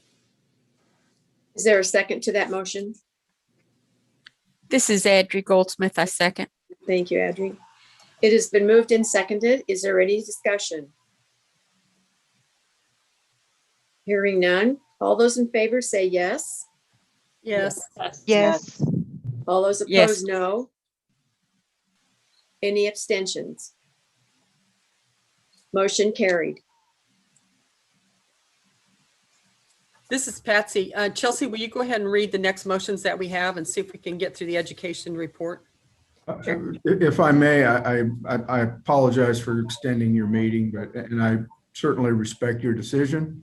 And I ask for your assistance and seek your guidance on what to tell our 27 accepted students. And is there any way we can offer them assistance in helping them find a new program this year still? I'm all ears. Haven't been down this road before. I know you haven't either, but. Dr. Calvert, we thank you for your comments and we'll take that under consideration. Thank you. I would certainly appreciate some feedback from someone at this level, some communication, because we're going to be notifying students immediately. And I want to be able to pose a proper message to them. Thank you for your comments. Chelsea, would you go ahead and read the next motion? Sure. Is there a board member who would like to make the following motion? It was moved to approve the major curriculum change request from Salina Area Technical College to add IV therapy content to the current core curriculum beginning fall 2021 with no change to current credit hours for the PN program. This is Patsy and I so move. Is there a second? This is Andrea. I'll second. Thank you, Andrea. It is moved and seconded. Any discussion? All those in favor say yes. Yes. Yes. Those opposed, nay. Any opposed? Motion carried. Is there a board member who would like to make the following motion? It was moved to approve the major curriculum change request from Johnson County Community College PN program to offer the fundamentals of pharmacology and safe medication administration class as either hybrid or face-to-face. This is Patsy and I so move. Is there a second? This is Adri and I second. Any discussion? Hearing none, all those in favor say yes. Yes. Any opposed, no? Any abstentions? Motion carried. Is there a board member who would like to make the following motion? It was moved to approve the major curriculum change request from Cloud County Community College ADN program to add a satellite location of the nursing program at the CCCC Gary County campus with an initial enrollment of 18 students starting spring 2022. This is Patsy and I so move. Is there a second? This is Giovanni Gita Noble. Kone. Oh, go ahead. Giovanni Kone, I'll second. It has been moved and seconded. Any discussion? All those in favor say yes. Yes. Yes. Yes. Yes. Those that oppose, nay. Any abstentions? Motion carried. Is there a board member who would like to make the following motion? It was moved to approve the major curriculum change request from Heston College BSN program to change the delivery method of 3 nursing courses, NURS 406, 408, and 490 from face-to-face to hybrid delivery starting spring semester 2022. This is Patsy and I so move. Is there a second? This is Adri, I second. It has been moved and seconded. Any discussion? All those in favor say yes. Yes. Yes. Those opposed, nay. Any abstentions? Motion carried. Is there a board member who would like to make the following motion? It was moved to approve the major curriculum change request from University of Kansas School of Nursing graduate program to replace PRVM 826 Epidemiology for Advanced Nursing Practice with a new course, NRSG 811 Principles of Clinical Epidemiology. This is Patsy and I so move. Is there a second? This is Gita Noble. I will second. Any discussion? All those in favor say yes. Yes. Yes. Yes. Any opposed, nay, no? Any abstentions? Motion carried. Is there a board member who would like to make the following motion? It was moved to approve the major curriculum change request from Neosho County Community College first level PN program to add IV therapy to the first level of the program beginning fall 2021. This is Patsy and I so move. Is there a second? This is Juliana and I'll second. Thank you. Any discussion? All those in favor say yes. Yes. Yes. Any opposed, nay, no? Any abstentions? Motion carried. This is the final motion for Education Committee. Is there a board member who would like to make the following motion? It was moved to approve the petition for permission to test retest summary from February 19th, 2021 through May 14th, 2021, which includes Hannah Ariso, Agnezika Dalzinko, and Sandra Montoya. This is Patsy and I so move. Is there a second? This is Andrea. I'll second. Any discussion? All those in favor say yes. Yes. Yes. Any opposed, no? Any abstentions? Motion carried. That's the end of the report for the Education Committee. Thank you, Patsy. Now the investigative committee. Yeah, I'll let you turn it over to me. Is everybody ready for about a 15-minute break? Are we okay with that?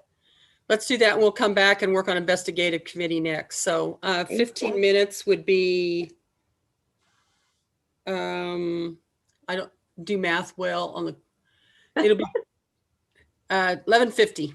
Let's be back at 11:50. Thank you.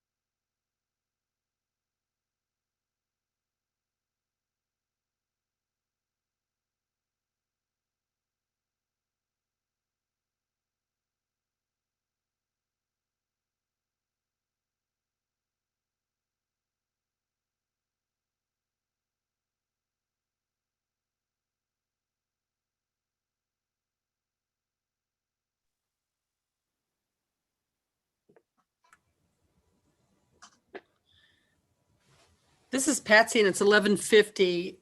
Colton, are we back on the airway here? Yep, you should be good. Carol Moreland, do we need to do another roll call or are we good to go?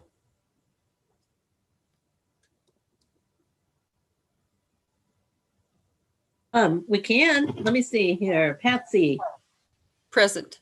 present. Becky, Rebecca, Present. Juliana, Present. Carol, Present. Adri, Present. Gwen, Andrea, Present. Giovanni, Gita. I see Gita. Present. Okay, so it looks like we're missing Gwen and Giovanni.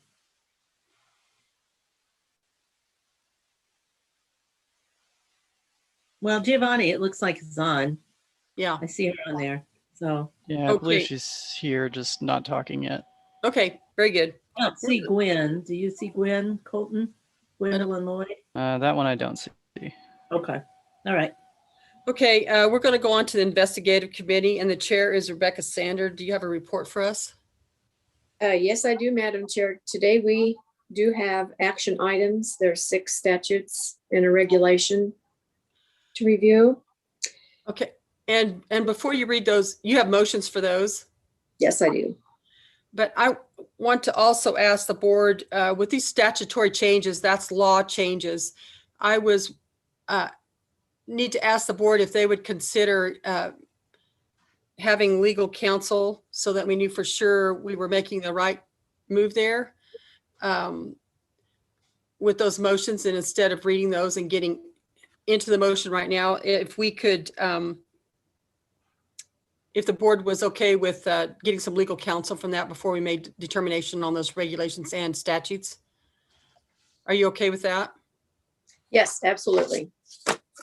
Okay, so if there's no opposition there, I'd like to table those motions until we get to after new business, so we could go into executive session then. We would make that motion.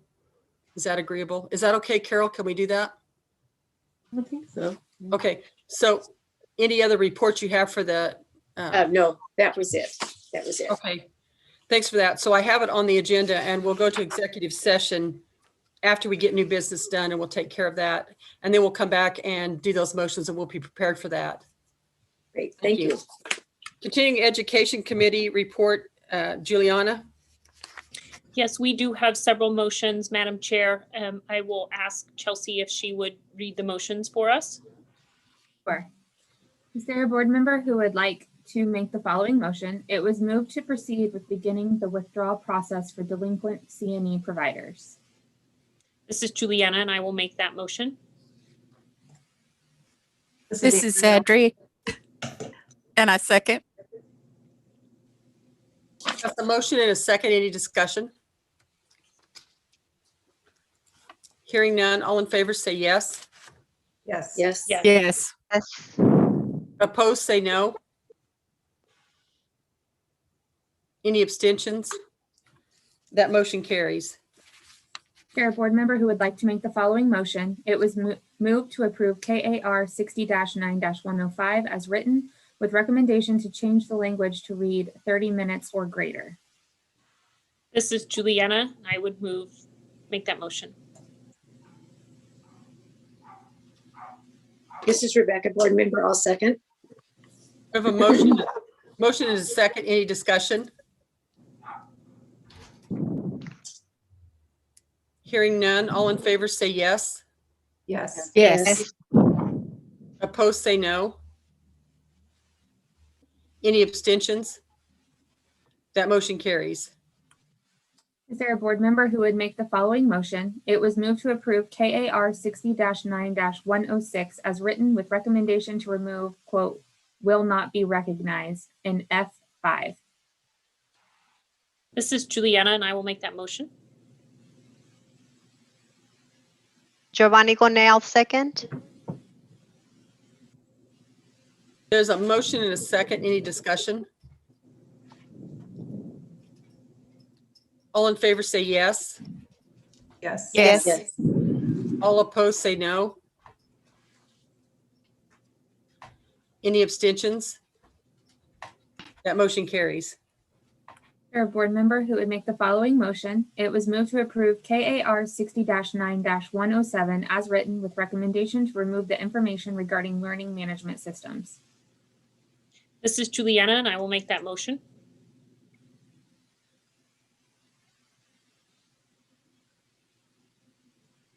This is Rebecca. I'll second. I have a motion and a second. Any discussion? All in favor say yes. Yes. Yes. Opposed say no. Any abstentions? The motion carries. Is there a board member who would like to make the following motion? It was moved to approve the long-term provider 5-year renewal application for Citizens Medical Center, Inc. upon submission of the certificate of completion sample. This is Juliana, and I'll make that motion.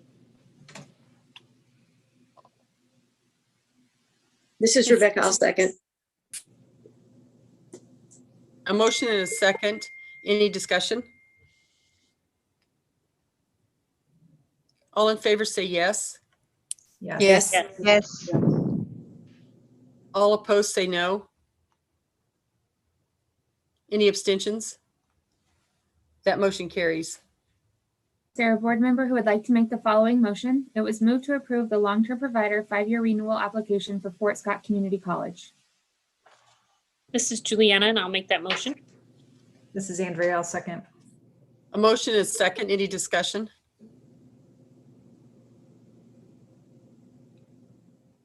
All in favor say yes. Yes. Yes. All opposed say no. Any abstentions?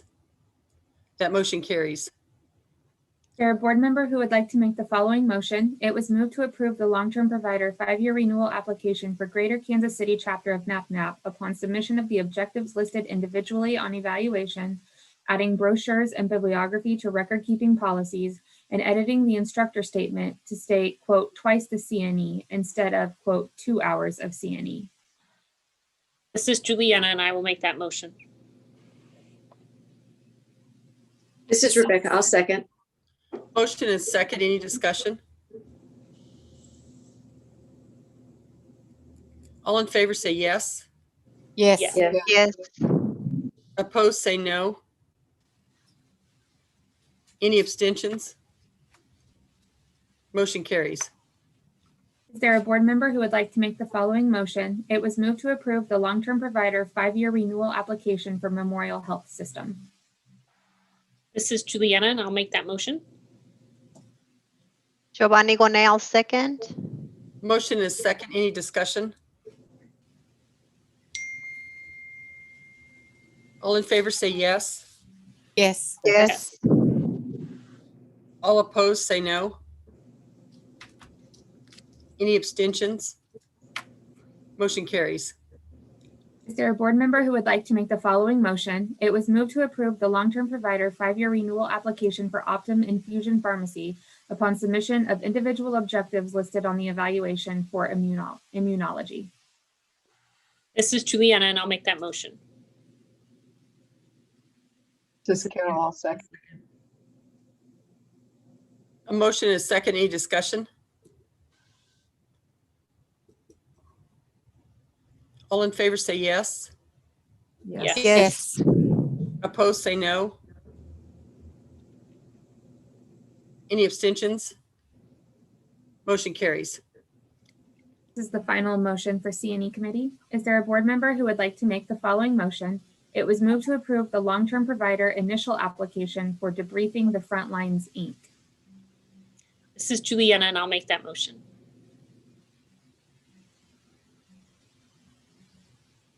This is Andrea, second. Motion is second. Any discussion?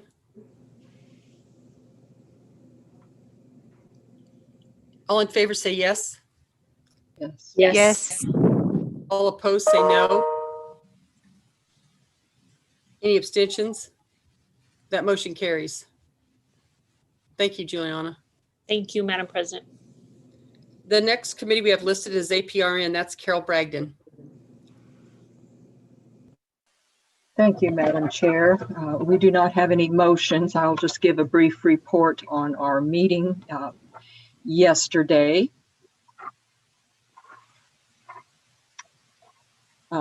We received information from Bobby Mansfield regarding our representation on the prescription monitoring program with other providers for this service through the state.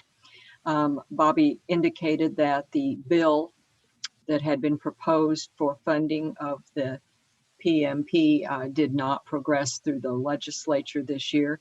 There was one issue on that bill that the Board of Nursing had requested a change in that the APRN would be listed as a stated member of that committee, and we'll hope for that to happen at the next meeting. Carol provided us a report from the Board of Healing Arts regarding the nurse midwife independent regulations. Some of those have passed, some of those are not. So they're continuing some ongoing work with those regulations. Most notably, they're having difficulty with the CMI credential. It's not being widely recognized across the state through pharmacies, other providers, and other groups, which was something that this board had brought to their attention prior to that approval. So we are not surprised. Do not know how that will work, but Carol will work with Tucker to keep that update present for the Board of Nursing. The Nurse Midwife Independent Advisory Council, our APRN representatives have been reappointed for 2-year terms, and we've asked that they rotate so that we do not have a full turnover to provide historical background for that committee. And that is what we have for today. Thank you. Thank you, Carol, for that report. Any questions from the board? Excuse me, this is Jill.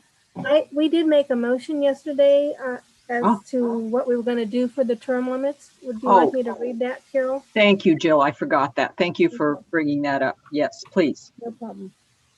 Is there a board member who would like to make the following motion? It was moved to appoint term limits to the Nurse Midwife Independent Advisory Committee membership of Kathy Gordon, Tarina Sisk, Carol Buchenhart, and Jamie Harrington, rotating 2 members' terms every 2 years. There will be no limit to how many terms a member can serve. I will so move. This is Patsy, and I second. So we have a motion and a second. Any more discussion?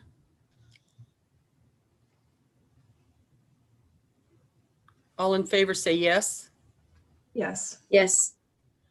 All opposed say no. Any abstentions? That motion carries. Thanks, Jill. That completes that report. The next we have is Practice IV Therapy Advisory Committee. Rebecca Sander. Thank you, Madam Chair. We have nothing to vote on today, and Chelsea kind of summed up in her report the action and conversation about the IV therapy questions and programs. So there's nothing more to repeat. Any questions for Rebecca? Hearing none. The last committee report will be Finance Committee, and that's Carol Bragdon. Thank you, Madam Chair. Let me check, make sure, Jill, that I don't have any motions I've forgotten about for this committee. I do not believe there are any. No, there is none. Okay.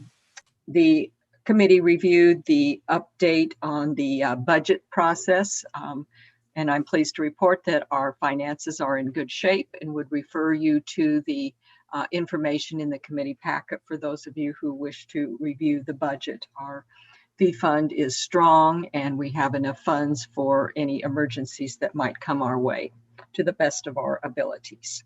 And that concludes my report. Thank you, Madam Chair. Any questions for Carol? Okay, thanks for that. We'll move right on to unfinished business, the draft of fiscal year 20 annual report. Carol, is that Carol Moreland?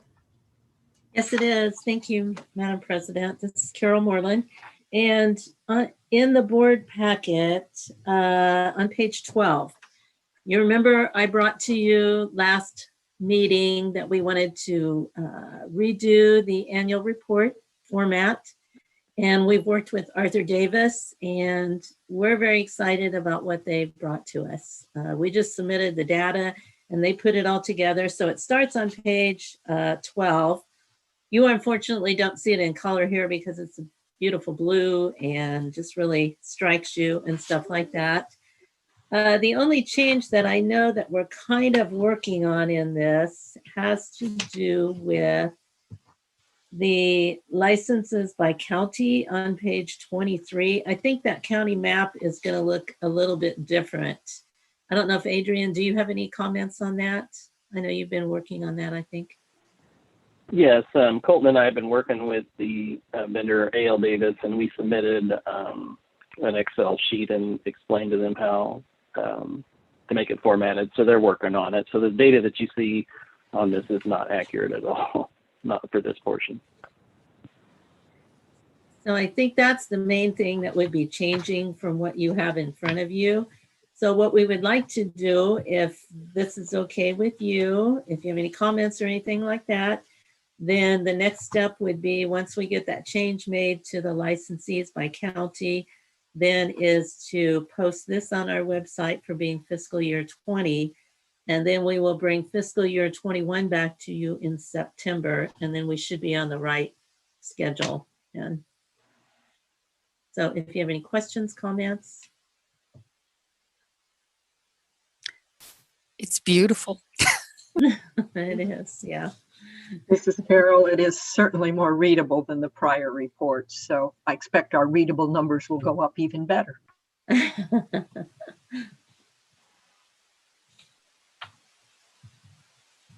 Any more questions for Carol on that? The next thing, Carol, we have on here is review of articles. Right. The articles are in your packet on page 37. Those start. We kind of had this on the agenda last time. These need to be reviewed on a yearly basis, and that's kind of slipped away with everything going on. And so we'd like to get back on that. And then the one thing that I had mentioned last time for your consideration, depending on how you feel, would be on page 45, to separate IV Therapy Advisory Committee from the Practice Committee and actually put it into Continuing Nursing Education Committee. The rationale for that is the IV therapy providers have to do a lot of the same information as continuing nursing education as far as annual reports and different stuff like that. The practice committee is not really too familiar with that process. However, the C&E committee is very familiar with it because they deal with it every year with the C&E providers. So I'm not sure the history of why IV therapy was put under practice, but there just might be some discussion maybe about moving that, or if you want it left, we can leave it. It was just one thing that was identified from staff that might make things flow a little bit better. Any comment on that suggestion? I think it's a good suggestion. Yeah, this is Juliana, and I've served on both committees, and it certainly does make sense for it to be on the C&E committee.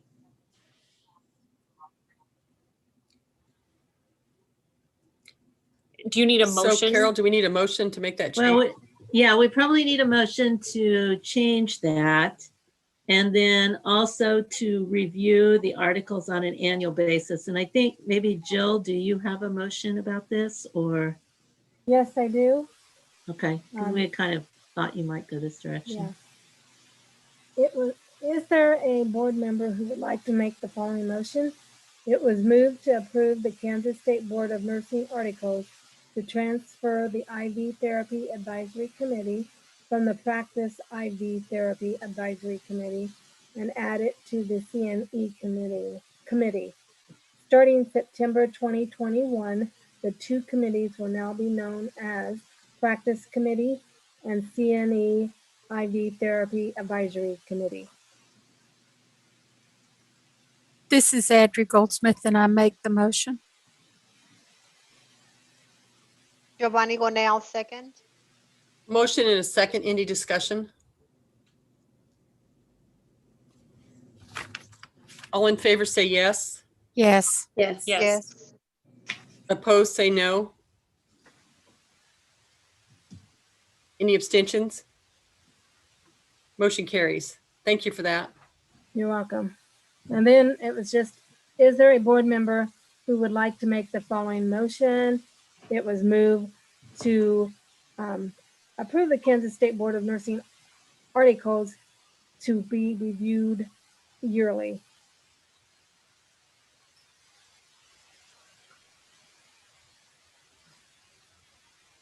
This is This- Patsy and I so move. This is Patsy's I so move. This is Juliana and I'll second. Motion is second. Any discussion? All in favor say yes.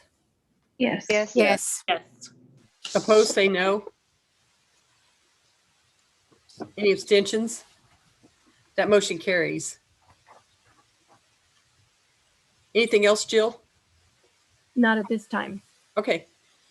We're going to move to new business, and that is September 2021 committee and board meeting, virtual or in person. The only reason everybody's hung around this long with this meeting is to find out what's going to happen here, right? That's why we put it at the end. No, I'm teasing. Adrian, do you want to speak to some of the concerns that we have about moving this and some of the pieces that the board would maybe be interested in trying to make this decision for September? Yes, thank you, Madam President. Jill and I went down to the 5th floor in our building, which is where we traditionally have our board meetings. During the pandemic, they kind of reworked the room, which was great. They installed a streaming webcam. They put computer monitor screens on the wall so the public can see, if we're doing presentations and that sort of thing. But the trouble is that it's actually situated on the opposite side of where we traditionally set up our meetings. And unfortunately, there's only one camera in the room, and it's actually on the far side of where you all would be sitting. So after we did our training and tests in the room, we will be able to hold the meetings, because I'm working from the assumption that continuing to stream these meetings for the public is probably something that I'm guessing that the board wants to continue. So that would be one question that we would need to ask. The second is if we're still required to do the social distancing, the size of a table, which are now thankfully on wheels, so they're a little easier to move around, we could only fit about one board member or one staff member per table. And so if we do that, in order to safely social distance, we would need to set it up in such a way that basically we would almost take up the whole room. And so it would be difficult to have any place for the public to sit or stand and still maintain a social distance. So that's one area of concern. The other is, if we were to do the streaming, the camera would be on the far side, so you could only see kind of like a wide view image of the board, and unfortunately it would be to the backs of anybody that was presenting. The other option would be to have the board members use their iPads in that room. However, we're not real sure what the bandwidth is going to be like if all of us start streaming connections in that room. And because it's a public room and it's public access, the Board of Nursing has no control over that connection in there. So we basically have what we have. Then we would also have concerns of audio feedback. If you're talking into your computer like we are right now, we're all in different locations, so it's not a big deal. But if we're all in the same room, you're going to get that echo kind of loop feedback that's going to start. Your microphone's going to pick up your neighbors and so on until it becomes kind of noisy feedback. And so that would be problematic. So I think, you know, the easiest thing to do is if we decide we want to do it in person in September, which certainly we can set it up, we could do the social distancing. We can attempt to try the camera that's available in the room. There's an audio visual connection stand in there that, you know, Colton could connect into and do the streaming like we are now. But you'll see kind of like the wide angle image of the room. The public would have to either join via the streaming component, or, you know, maybe there would be a little bit of space, but in order to be safe, that would be, I don't know that I could give that assurance that we would be able to do the social distancing. We're not permitted to ask people whether or not they have the vaccine. We're not permitted to mandate them to wear a mask. So, you know, you know, our hands are kind of tied in that regard. I forgot what the other thing. Oh, the other thing is in the room, the microphones that we traditionally had set up in the room, the big speakers and the big cart that we wheeled down, they're stating that we should no longer do that in that room because the microphones that we have will not connect into their audio visual system that's in the room. And if we project the speaker sound the length of the room, it's going to get, again, that feedback loop, and the microphones are going to interfere with the audio. So a few challenges, but I think we can pull it off if we control the conditions a little bit. Thanks, Adrian, for that. So I guess the first, there's several questions there, but the first main one was that if the group entertains the idea of trying to meet in person, I think some of the description Adrian had, this is my simplified version, is that maybe we would agree to meet in person and it would just be the board members or just the committee members meeting. There's some, yes, Carol, there's some logistics with that, isn't there? Well, I don't, is Jan or Charles on? I don't know if we've lost those two. The reason being is. Here's Jan. There's Jan. So Jan, I had kind of heard last night, because there's no emergency order anymore, if we have these meetings in person, that we're required to allow the public to attend in person. Is that true? That means we have to have space for them? Yeah, I don't think you can exclude them all. Only thing I can think of, you might be able to limit some of them with social distancing concerns, but you can't say the board is going to appear this way and the public can't participate in that. So, yeah, and I don't know if there's any rooms bigger than what you have that's available without going to another building, like Eisenhower has auditoriums and so forth, and Memorial Hall has auditoriums. That would be bigger and probably allow for the social distancing, but it's going to be a completely different setup than what you're used to. Yeah. Okay. And thanks, we would have to take into consideration, we need to know whether or not the board wants to continue to stream for the public, the committees, and it's not just the board meetings, these are also the committees to take into consideration as well. You know, you would either have to add days or something. I don't know quite how that would work. You know, we only looked at this room, so I can only vouch for what we have in that particular room.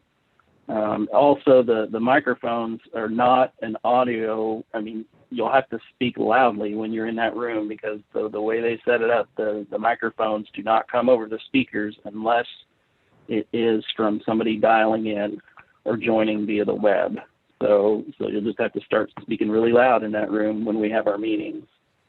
Yeah, and there's nothing also to prohibit kind of a blended meeting, so that if some of the board members wanted to appear by video and others in person, you know, that might help a little bit on the social distancing. But other agencies, even before the pandemic, did that, where some were appearing by telephone or by some type of video conferencing. So some were in person and some were by electronic means.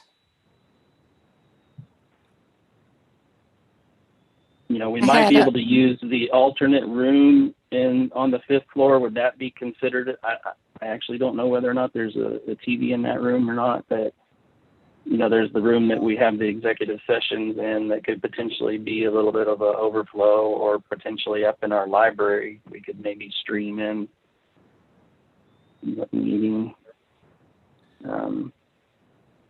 Well, like pre-pandemic education committee, that whole room was completely packed.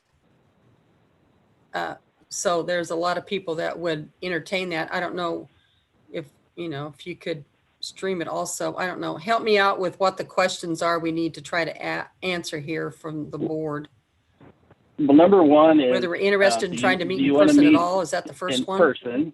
Yeah, number one is, do you want to meet in person? Number two is, do you want to continue to stream these meetings like we do now? Because just for the new members, we did not stream anything before the pandemic occurred. So this is sort of a new thing.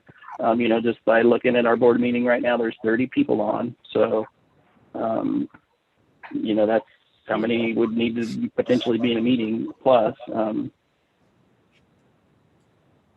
Those are the two big things. Okay, so one reflection from me a little bit is we've had a kind of a tough year with this, everything online and meeting by Zoom. We've become experts at the Zoom work, but the cohesiveness of the group, before pandemic, we met together 4 times a year. We were able to see each other, kind of get to know each other a little bit. That personal touch helped form the group a little bit, or the board a little bit, and kind of understanding where everybody was coming from and kind of those big issues. We haven't had that, and it's been a little bit disjointed. And I'm sure the new members would give me an applause if I said it hasn't been a struggle. I mean, it has, for all, especially for new members, to get plugged into this system. Let's have some discussion. Speak up. New and veteran members, what do you think? Where are we at here? Gita Noble, I need clarification on the social distancing piece. Who would know that? You mean what the mandate is right now? Yes, where is that, please? This is Carol, and what we were told as far as bringing employees back into the agency to work is social distancing was not required if they've been vaccinated. If they've not been vaccinated, it's probably they need to keep a mask on and they need to probably social distance. However, we cannot ask anyone that question. So it's truly each person, I guess, doing what's appropriate for them based on choices that they've made. I would imagine it would be the same thing for, a meeting, a gathering. I don't believe we're going to be able to ask people if they've been vaccinated or not. So that's what I know right now. Well, the reason I ask is if Adrian had mentioned he was, worried about space with social distancing situation with board members. If we don't need to social distance, then should we social distance? I would think that most of us on here in the health field are vaccinated. I know I am, and I don't see the need for social distance is what I'm saying. So that might help with the setup if we're thinking about meeting on site. That's all I have to say. And if we did not have to do the social distancing, then you could reduce the length of the table width in the room by about half. I think you could probably fit 2 people per table, which would allow for a little bit more room in the back. I think the real problem is going to come for the public who wants to attend in-person meetings. I had heard from someone else that you could ask if they were vaccinated or not, but you couldn't ask them for proof. You had to take them at their word. But if they said no or refused to answer, then you had to social distance them. So if you get public, it's an honor system. So if you just want to say, we don't care, all the public's going to be social distance, you're going to be in that room with people who may or may not be vaccinated, even though you have all been vaccinated. And I don't know how to explain the size of that room. I mean, I have seen meetings where that entire room is filled up with public members. Mhm. And it's different though if we just set chairs down and make people sit in the chairs. But when we have a board set up, because of the nature of the way those tables are now, they're a little bit wider, not longer, but they're wider, so they take up more space than the previous tables did. And the chairs are a little bigger as well, so there's those things to take into consideration. But and I guess the first question is, if you do want to have it in person, then the second is, do you want to continue to stream? Because then that may offload people that maybe otherwise wouldn't come join the meeting. We would need to know that so that we can plan for that. This is Andrea.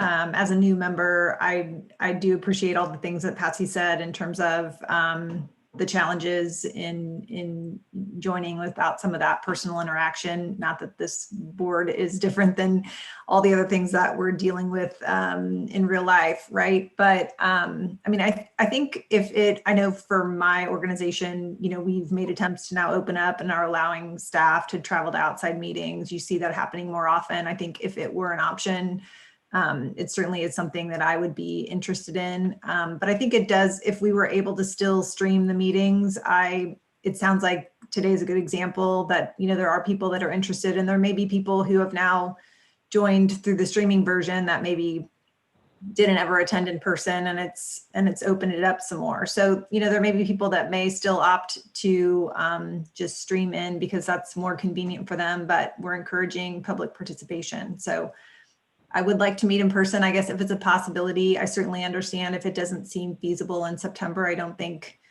we can always revisit this again. But I think if we do meet in person, it would be nice to continue to stream.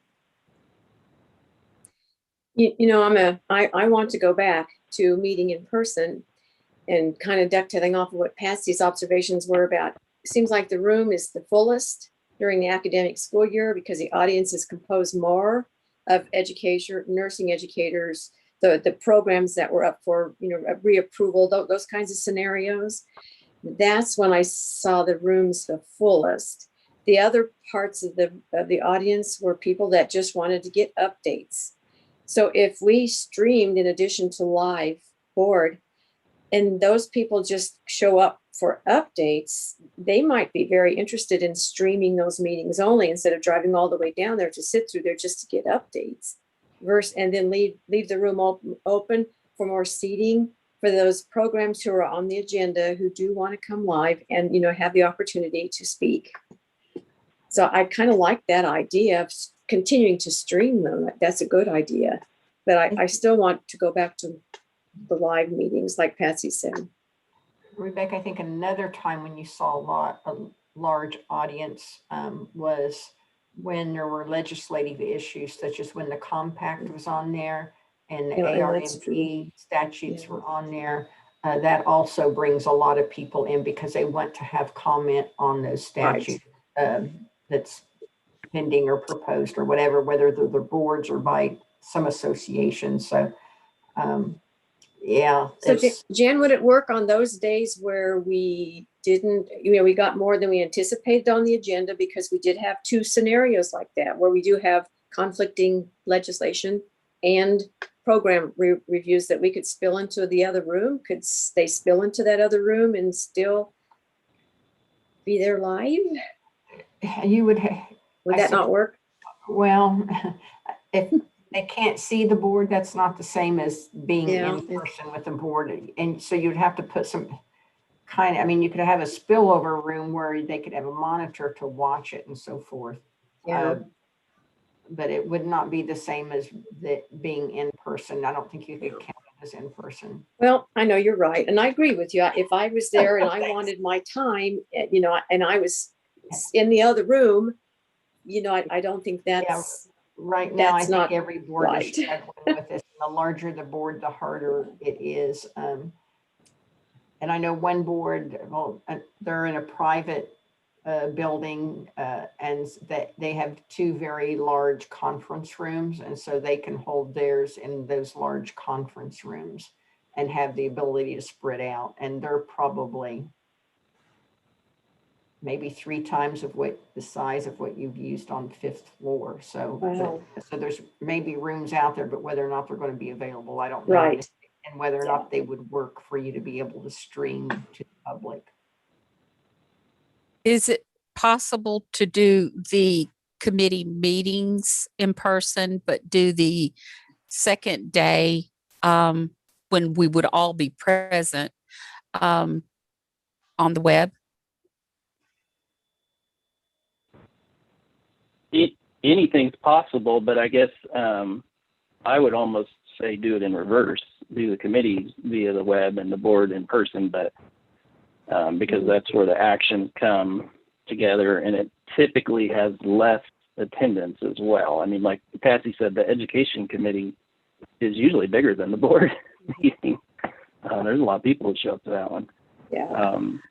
You would definitely know more about it than I am, but if we could split it, that would take at least one day off the table where it would be so hard to manage.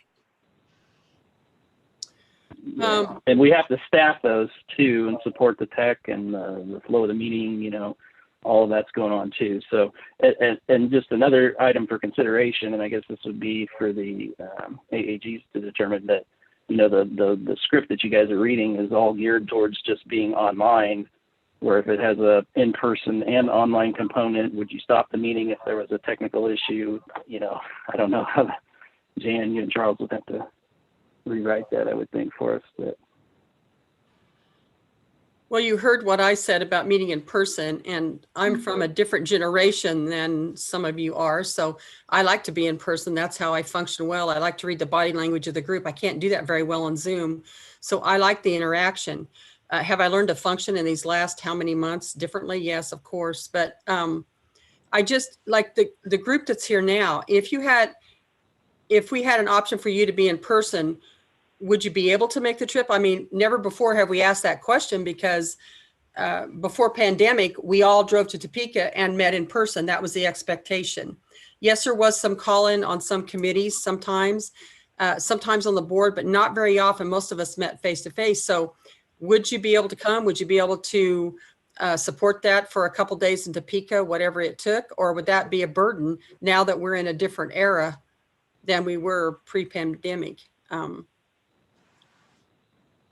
Andrea, would that be a problem with traveling? I mean, would you be able to make that happen and be gone the couple days, or?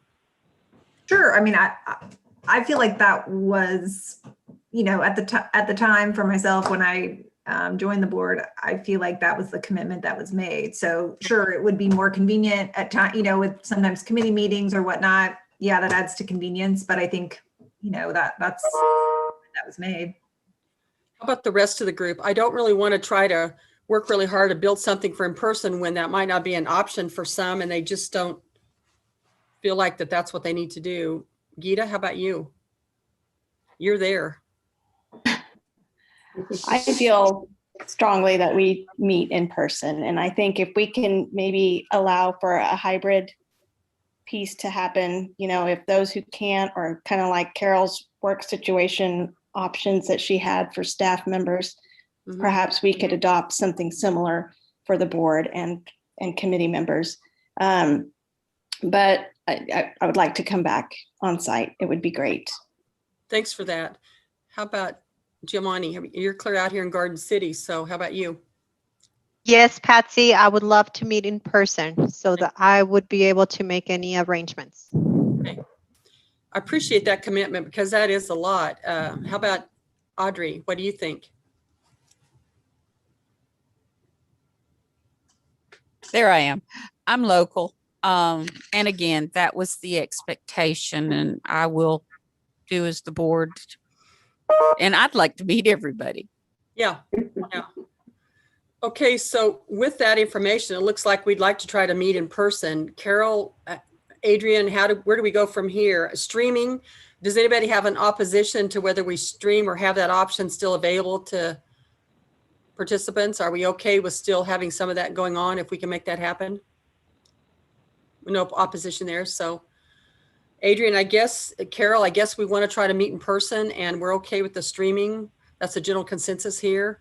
So does that mean we need to find another room, it sounds like, or another building?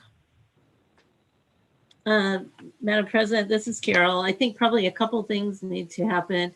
On our end, we need to look at what options that we have, because I'm just a little concerned if we stay with the 5th floor and like the education people, I mean, some of them might stream, but they have other meetings that they meet when they're here in Topeka. So that's not going to stop them from coming. And I'm just concerned if we can't put everybody in the 5th floor classroom and we have to spill them over someplace, that's probably not best. So maybe we just need to look at other options and see what there is. And then before we do this, I'll bring Jill in because we'll have to do some education with those of you who've never done this before, because when you travel to Topeka, there's things and all of that. And so you will need to get that information from Jill, maybe not today, but maybe she can get that information out to you and stuff like that, because we didn't really cover that with you when you started because we were not bringing you here in person and you were not doing any traveling for us. But there are some things as far as travel that you need to be aware of and work with and stuff like that. Adrian, can you think of anything else? No, those are just the big things. If we change locations, then we'll need to go back and reevaluate what would be required. I mean, I think pretty much, you know, we have the camera equipment and whatnot in the 5th floor room. So if we went to another location, we would have to kind of rethink that a little bit. But that it's within our capability. We can make whatever happen. So is it okay with the board that we leave that to Adrian and Carol and see what they can work out? If it's just we can't find a room on those dates, we don't have enough space and we need to go back to virtual, we know we can fall back on that. Is that okay with the board? We don't really have any other options. If everybody, we'll let them work on that and see what their variables could be. Now that was a very short sentence for a lot of work on their part to try to make this happen. And once again, I reiterate, checking your emails, because this information is going to come to you through those emails, and it's really difficult for them to follow up and keep responding to us and make sure we got that information. They're expecting us to respond back to them. So if you can just make a habit of checking that, that would be really good, because there's going to be some more information coming, sounds like, before September. So anything else you need from us? Are we okay with that? And committees, you had a good idea. Do we have a preference one way or the other with committees? For me, I went to before pandemic, I went to a session and the presenters could not come to the meeting. It was supposed to be face-to-face, but they could not come. So we all sat in one room and watched the online piece for the presenter. I was not real impressed. That was not what I came for. That was hard for me. I drove all that way to watch the video I could have watched on my own desk. That wasn't what I wanted. So I don't know. For me, I'm going to be in town. The committees, I would rather meet in person with the committees also if I could. But is the rest of you the same way? I think we probably have general consensus with that also. Okay. Yes. Okay. Well, Adrian and Carol, I guess we'll be in touch, huh? We'll get it figured out. Okay. The next thing we have on here, please bear with me. We're getting close to the end. I'd like to finish so we don't have to extend this into late afternoon. Draft revision for KAR 60-3-101. Yeah, Madam President, this is Carol Moreland. And on page 50 in your board packet, this has to do with House Bill 2066 that I kind of alluded a little bit in my exec report. This has to do with the kind of what we call expedited licensing of military and military spouses. And so we had to revise our regulation 60-3-101 that talks about licensure. to include the information that is in House Bill 2066. We also at that point just kind of updated some of the language. This had not been amended since 1999. So you'll see it talks about the exam is designated by National Council of State Boards of Nursing, just different stuff like that. So if you've never looked at these very much, the part that's stricken through is the part that is no longer good, you know, with these revisions, and would be taken out once this final makes all its way through. Everything that's underlined is the new content. Now you actually have two of these that probably look exactly the same when you look at them, unless you know a little bit more about this. Page 50 and 51 is actually a temporary regulation, and then 52 and 53 is the permanent. The difference there is we need to try to get this through the process so that we can start this July 1st. Okay, that doesn't allow time to get a permanent regulation change through, because with a permanent regulation, something that's going to slow it down some is you have to have a 60-day public hearing comments time. With temporary, you do not have to have that.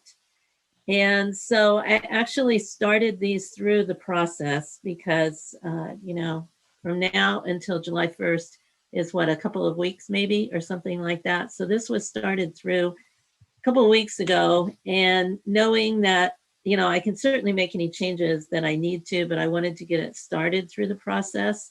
So the temporary one, hopefully will make it through the process faster. And because we do not have to do the public hearing.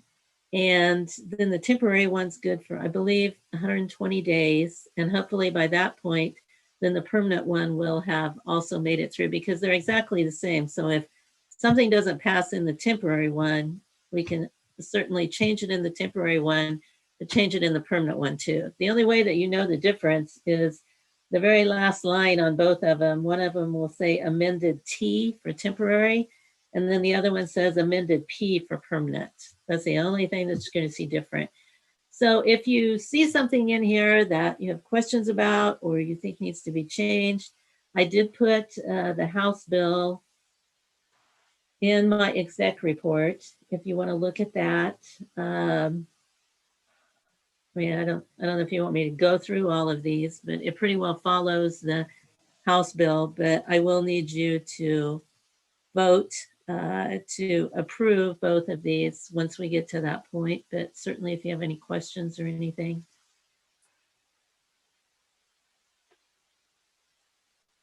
Any questions for Carol?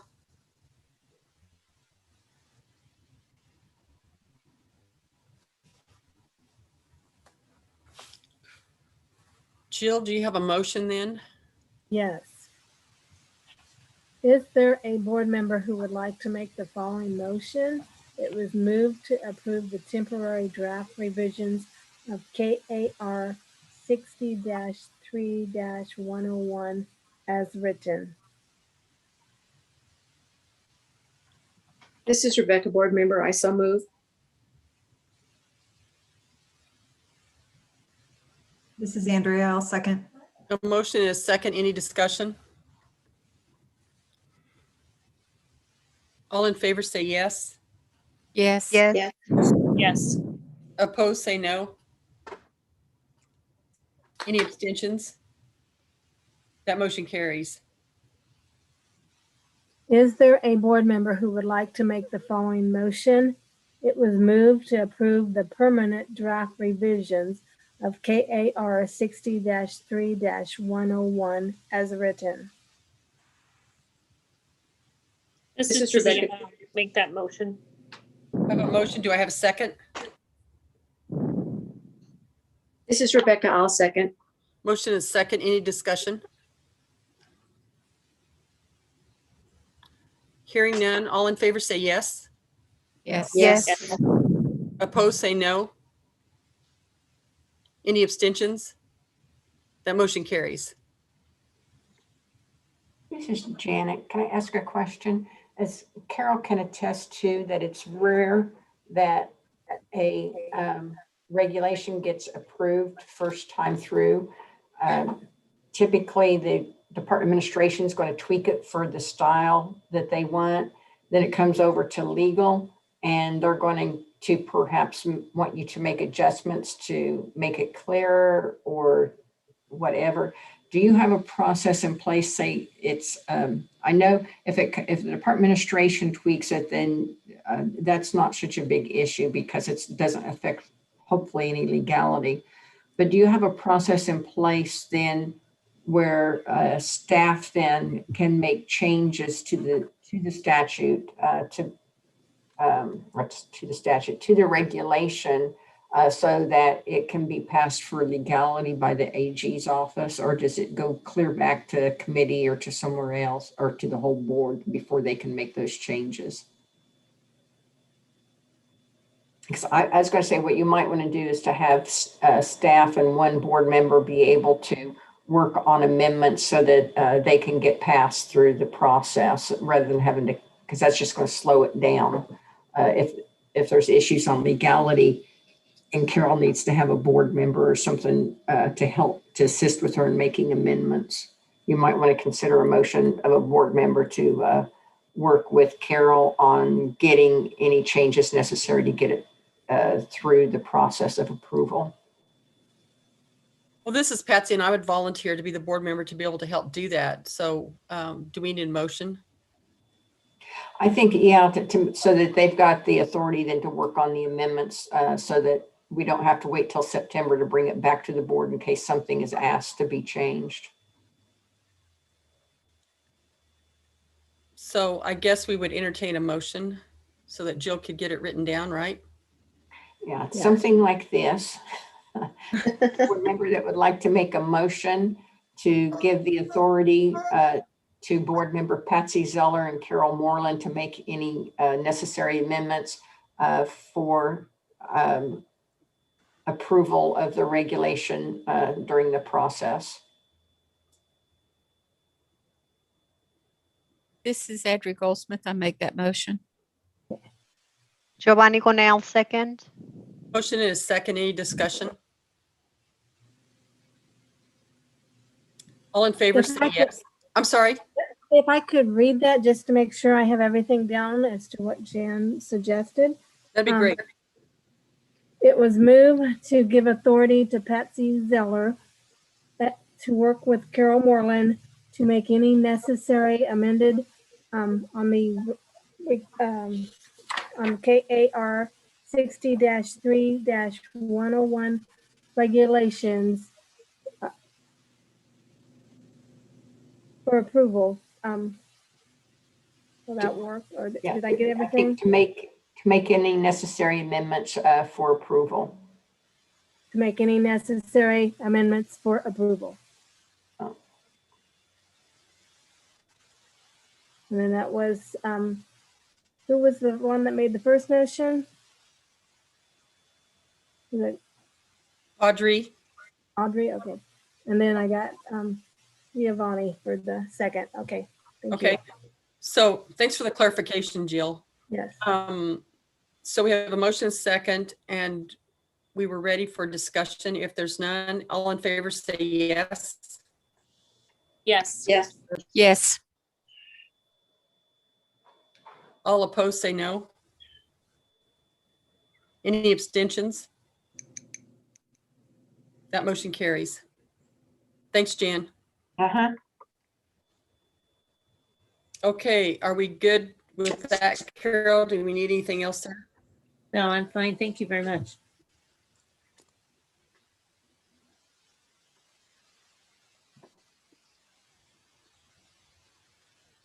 Okay, it looks like we're ready for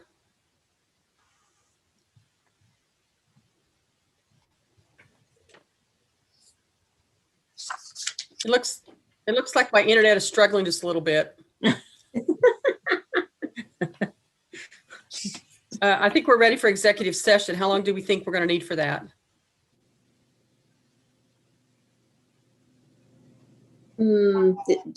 I think Jan had 30 minutes. Jan, did you do 30 minutes before? And did you get We through them? did 45 minutes. Oh, 45, that's right. And That's right. two topics. I would say 45 minutes, might go an hour, but you might want to try 45. If the board members have more issues or questions, then we can always come back in and do another executive session for more time. Kind of the problem is if you go too long, then you can't come back into meeting until that executive session time has gone by. So I would say either 45 minutes to an hour, whatever you feel you'd like to do. Just 40, let's try 45 minutes. Jill, can you read that motion with that template you have? Yes. Is there a board member who would like to make the following motion? Pursuant to KSA 75-4319B2, I move that the board recess into executive session for 45 minutes and reconvene at 1:35 p.m. The remote meeting will be reconvened by Zoom as stated in the notice of the meeting that was sent to individuals who requested the notice and as published on the board's website at www.ksbn.kansas.gov. The justification is consultation with the board's legal counsel, Assistant Attorney General Janet Art, Will Snepnick, Rachel Kinney, and Charles Manshoes that would be deemed privileged in the attorney-client relationship. The subject matter to be discussed in the executive session concerns legal issues regarding applications for licensure and possible amendments to the Kansas Nurse Practice Act. The board's executive administrator, Carol Moreland, is included as the client. I make the motion. This is Rebecca. We have a motion. Do we have a second? This is Carol Bragdon. I'll second. Motion and a second. Any discussion? Will we use the same contact to get to that one, or will there be a new one sent? No, you'll use the very same one. Okay. Thank you. So motion is second. Any discussion? All in favor say yes. Yes. Yes. All opposed say no. Any abstentions? Okay, that motion carries. Remember to mute your Zoom and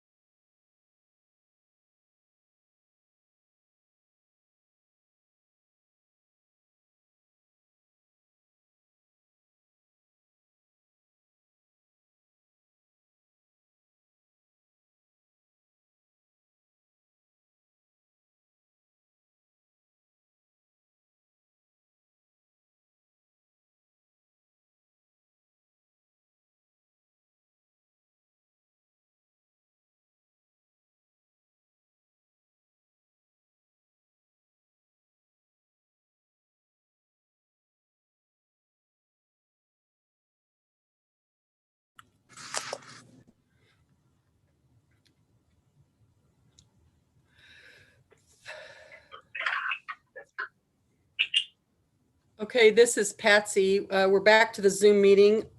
It sounds like we need to have another motion, Jill, for another executive session to last about 30 minutes. So if you can read that template for us.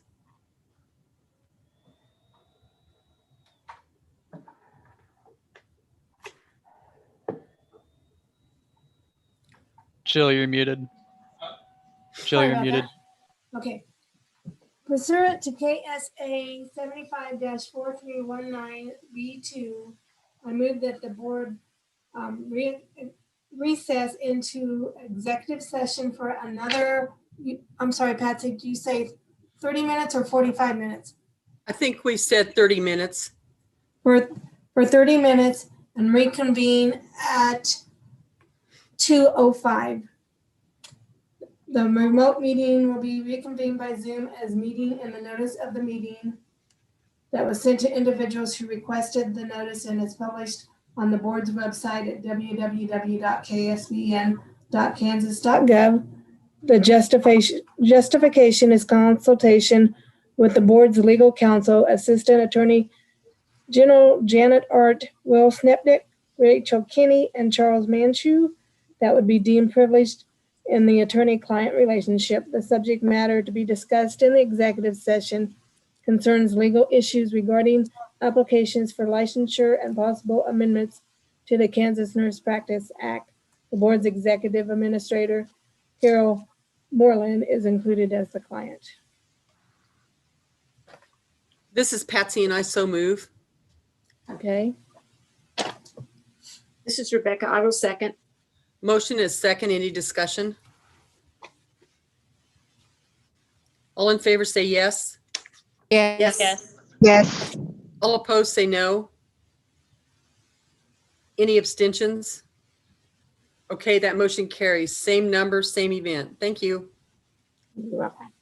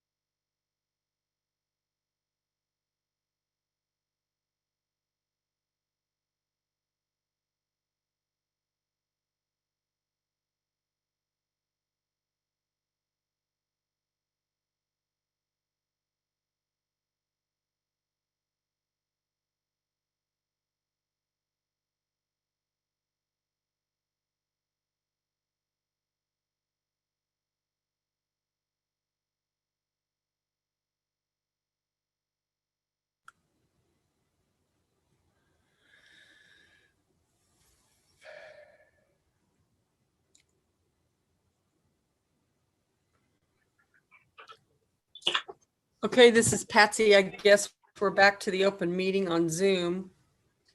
So, Carol Moreland, do we start with the investigative committee motions? Is that where we start with this?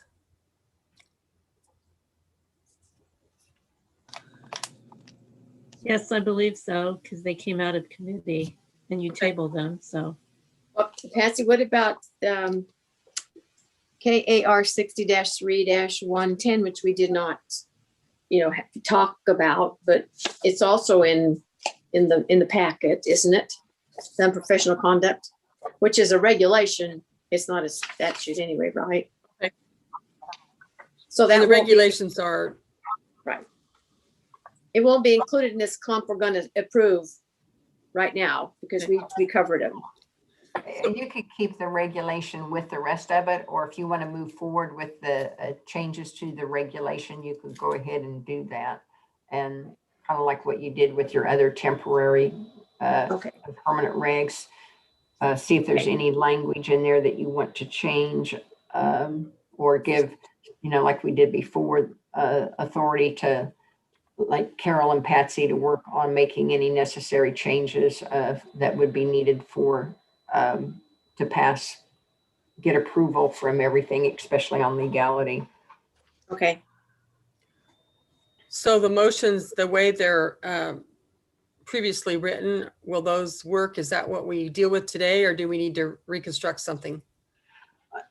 Well, you might want to tell the board what the committee decided on this stuff so that they know what your recommendation is from the education or from the investigative committee. Well, our motions that are coming forward today, it's every one of them says as amended, and that meant that as amended per the conversation we had, that those were the little amendments that was discussed in our executive council. So there's nothing different or new. We just want them, we're going to vote on them. We voted on them today as was discussed today. Does that make sense? Because it says as amended, Jan. Yeah, that basically that you want the board to go ahead and begin the process for the statutes as discussed. Right. Oh, as discussed. Okay. As discussed. Well, you can't, yeah. Or amended. Well. Okay.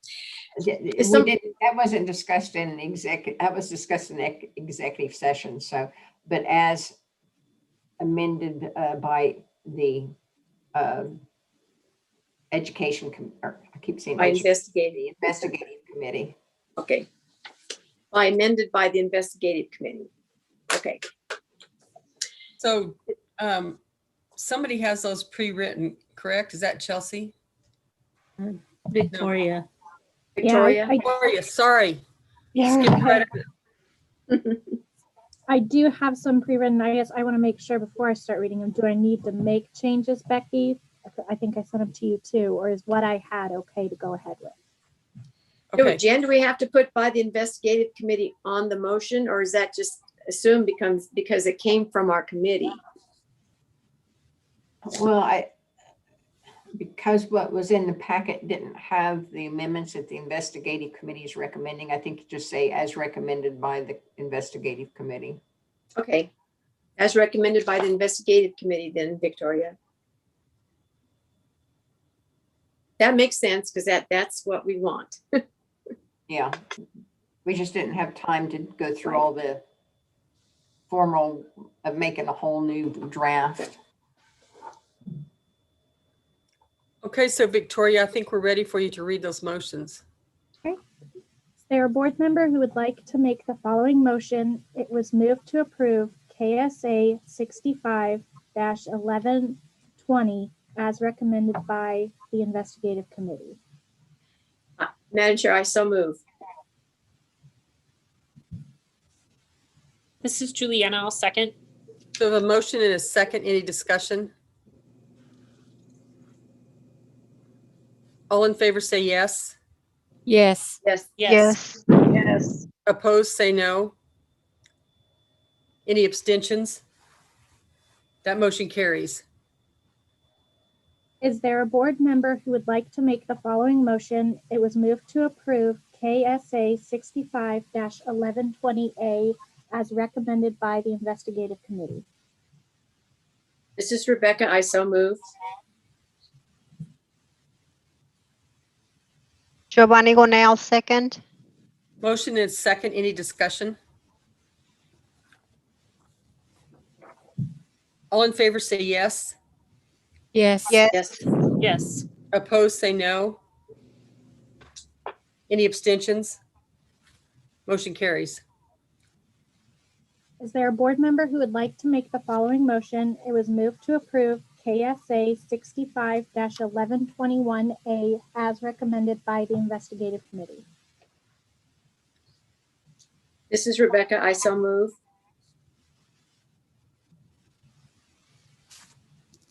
This is Juliana. I'll second. Motion is second. Any discussion? All in favor say yes. Yes. Yes. Yes. All opposed say no. Any abstentions? Motion carries. Is there a board member who would like to make the following motion? It was moved to approve KSA 1129 as recommended by the investigative committee. This is Rebecca. I so move. This is Juliana. Go ahead. Yeah, Andrea, I'll second. Motion is second. Any discussion? All in favor say yes. Yes. Yeah. Yes. Yes. All opposed say no. Any abstentions? Motion carries. Is there a board member who would like to make the following motion? It was moved to approve KSA 74-1110 as recommended by the investigative committee. This is Rebecca. I so move. Giovanni Gonell, second. Motion is second. Any discussion? All in favor say yes. Yes. Yes. Yes. All Yes. opposed say no. Any abstentions? That motion carries. Is there a board member who would like to make the following motion? It was moved to approve KAR 60-3-110 as recommended by the investigative committee. This is Rebecca. I so move. This is Adri Goldsmith. I second. Motion is second. Any discussion? All in favor say yes. Yes. Yes. Yes. Opposed say no. Any abstentions? Motion carries. This is the last one. Is there a board member who would like to make the following motion? It was moved to approve the Impaired Provider Program as recommended by the investigative committee. This is Rebecca. I so move. This is Adri Goldsmith. I second. Motion and a second. Any discussion? All in favor say yes. Yes. Yes. All opposed say no. Any abstentions? That motion carries. Thanks, Victoria. Thanks, Rebecca. Anything else? No. Okay. So I know you can't believe it. It's after 2 o'clock, but we have agenda for September 2021 meeting. Things that need to be on that agenda.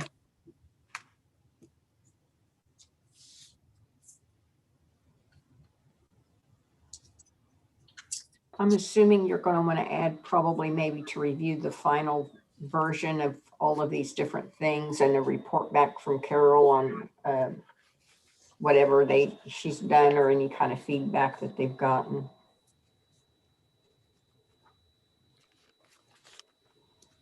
Okay, so report the progress that we're having here. Anything else, anybody? Yeah. Okay.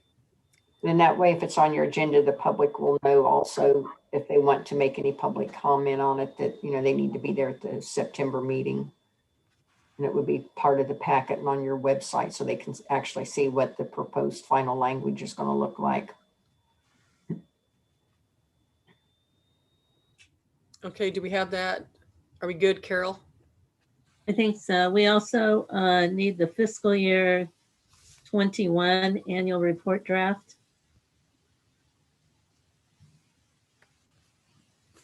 Okay. And maybe the draft of the strategic plan format change.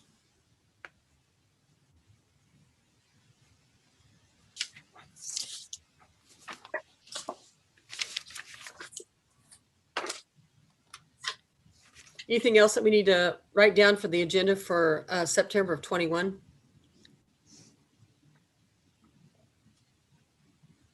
Okay, hearing none. One more reminder, keep track of your email because your information about what's coming for September will be on there.